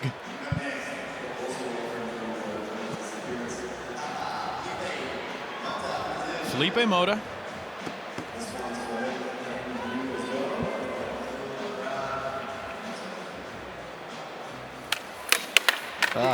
Unable to do it. Such a young skater, though. 16 years old.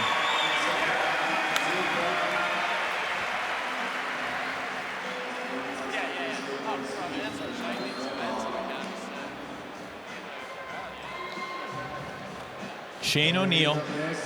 This one's going to be for the crowd. Needs an 8.8 for second. Look how easy that was for him, too. I know, it looked like.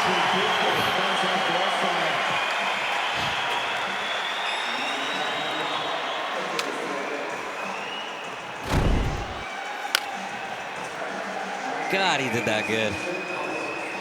You can tell the disappointment. Throws the hand up. Needed that a little earlier.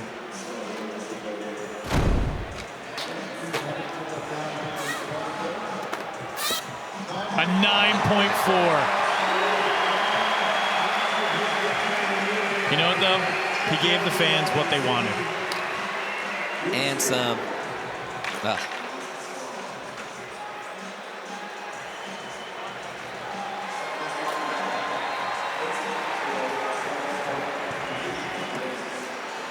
So, Felipe Gustavo, this is really important. He needs a 3.4 to get into first place because he still needs to post a 4th score.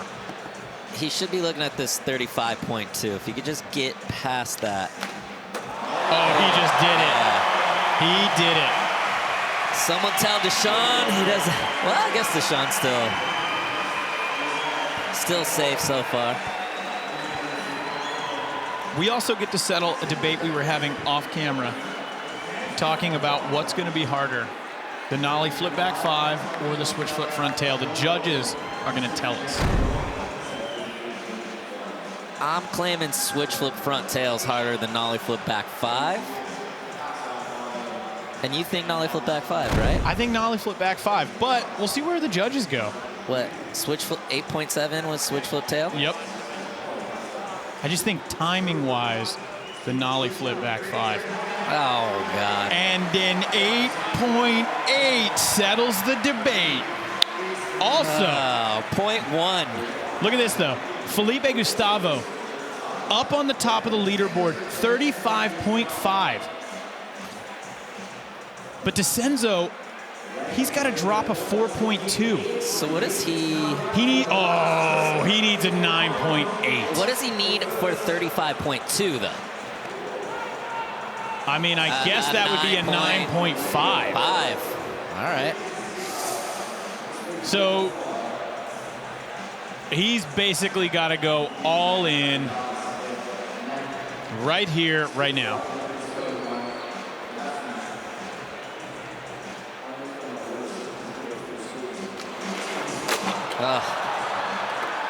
I love the spirit. I love the spirit. Gave it his all. Yes, look at that.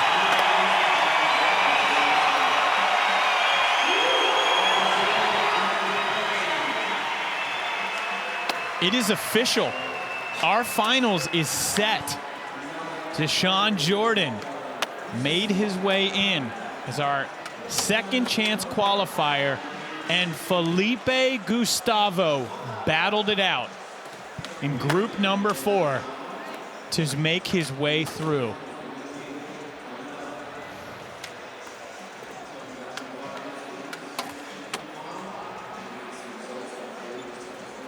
Some brotherly love right there.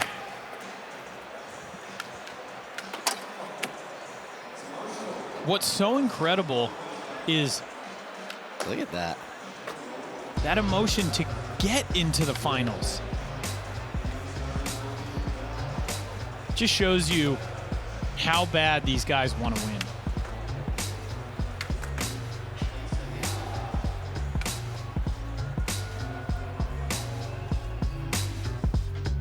And this is it.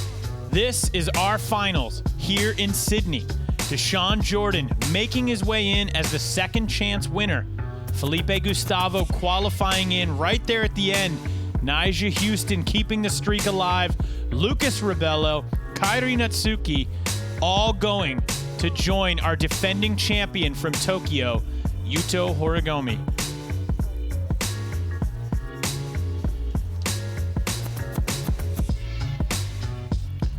Disappointing for all of us that he didn't make the final, but Shane O'Neill did get the highest scored trick. Look at this switch, big flip, front board, back to switch. We've seen him do it all the way around to regular, but to pull it back to switch just takes a whole different type of skill. One that only Shane O'Neill has. Much deserved 9.5 highest scoring trick. Accelerator, active energy, highest scored trick, 9.4. 9.4. That was amazing there at the end. Felipe Gustavo getting all the love right now for a job well done. But it's not over.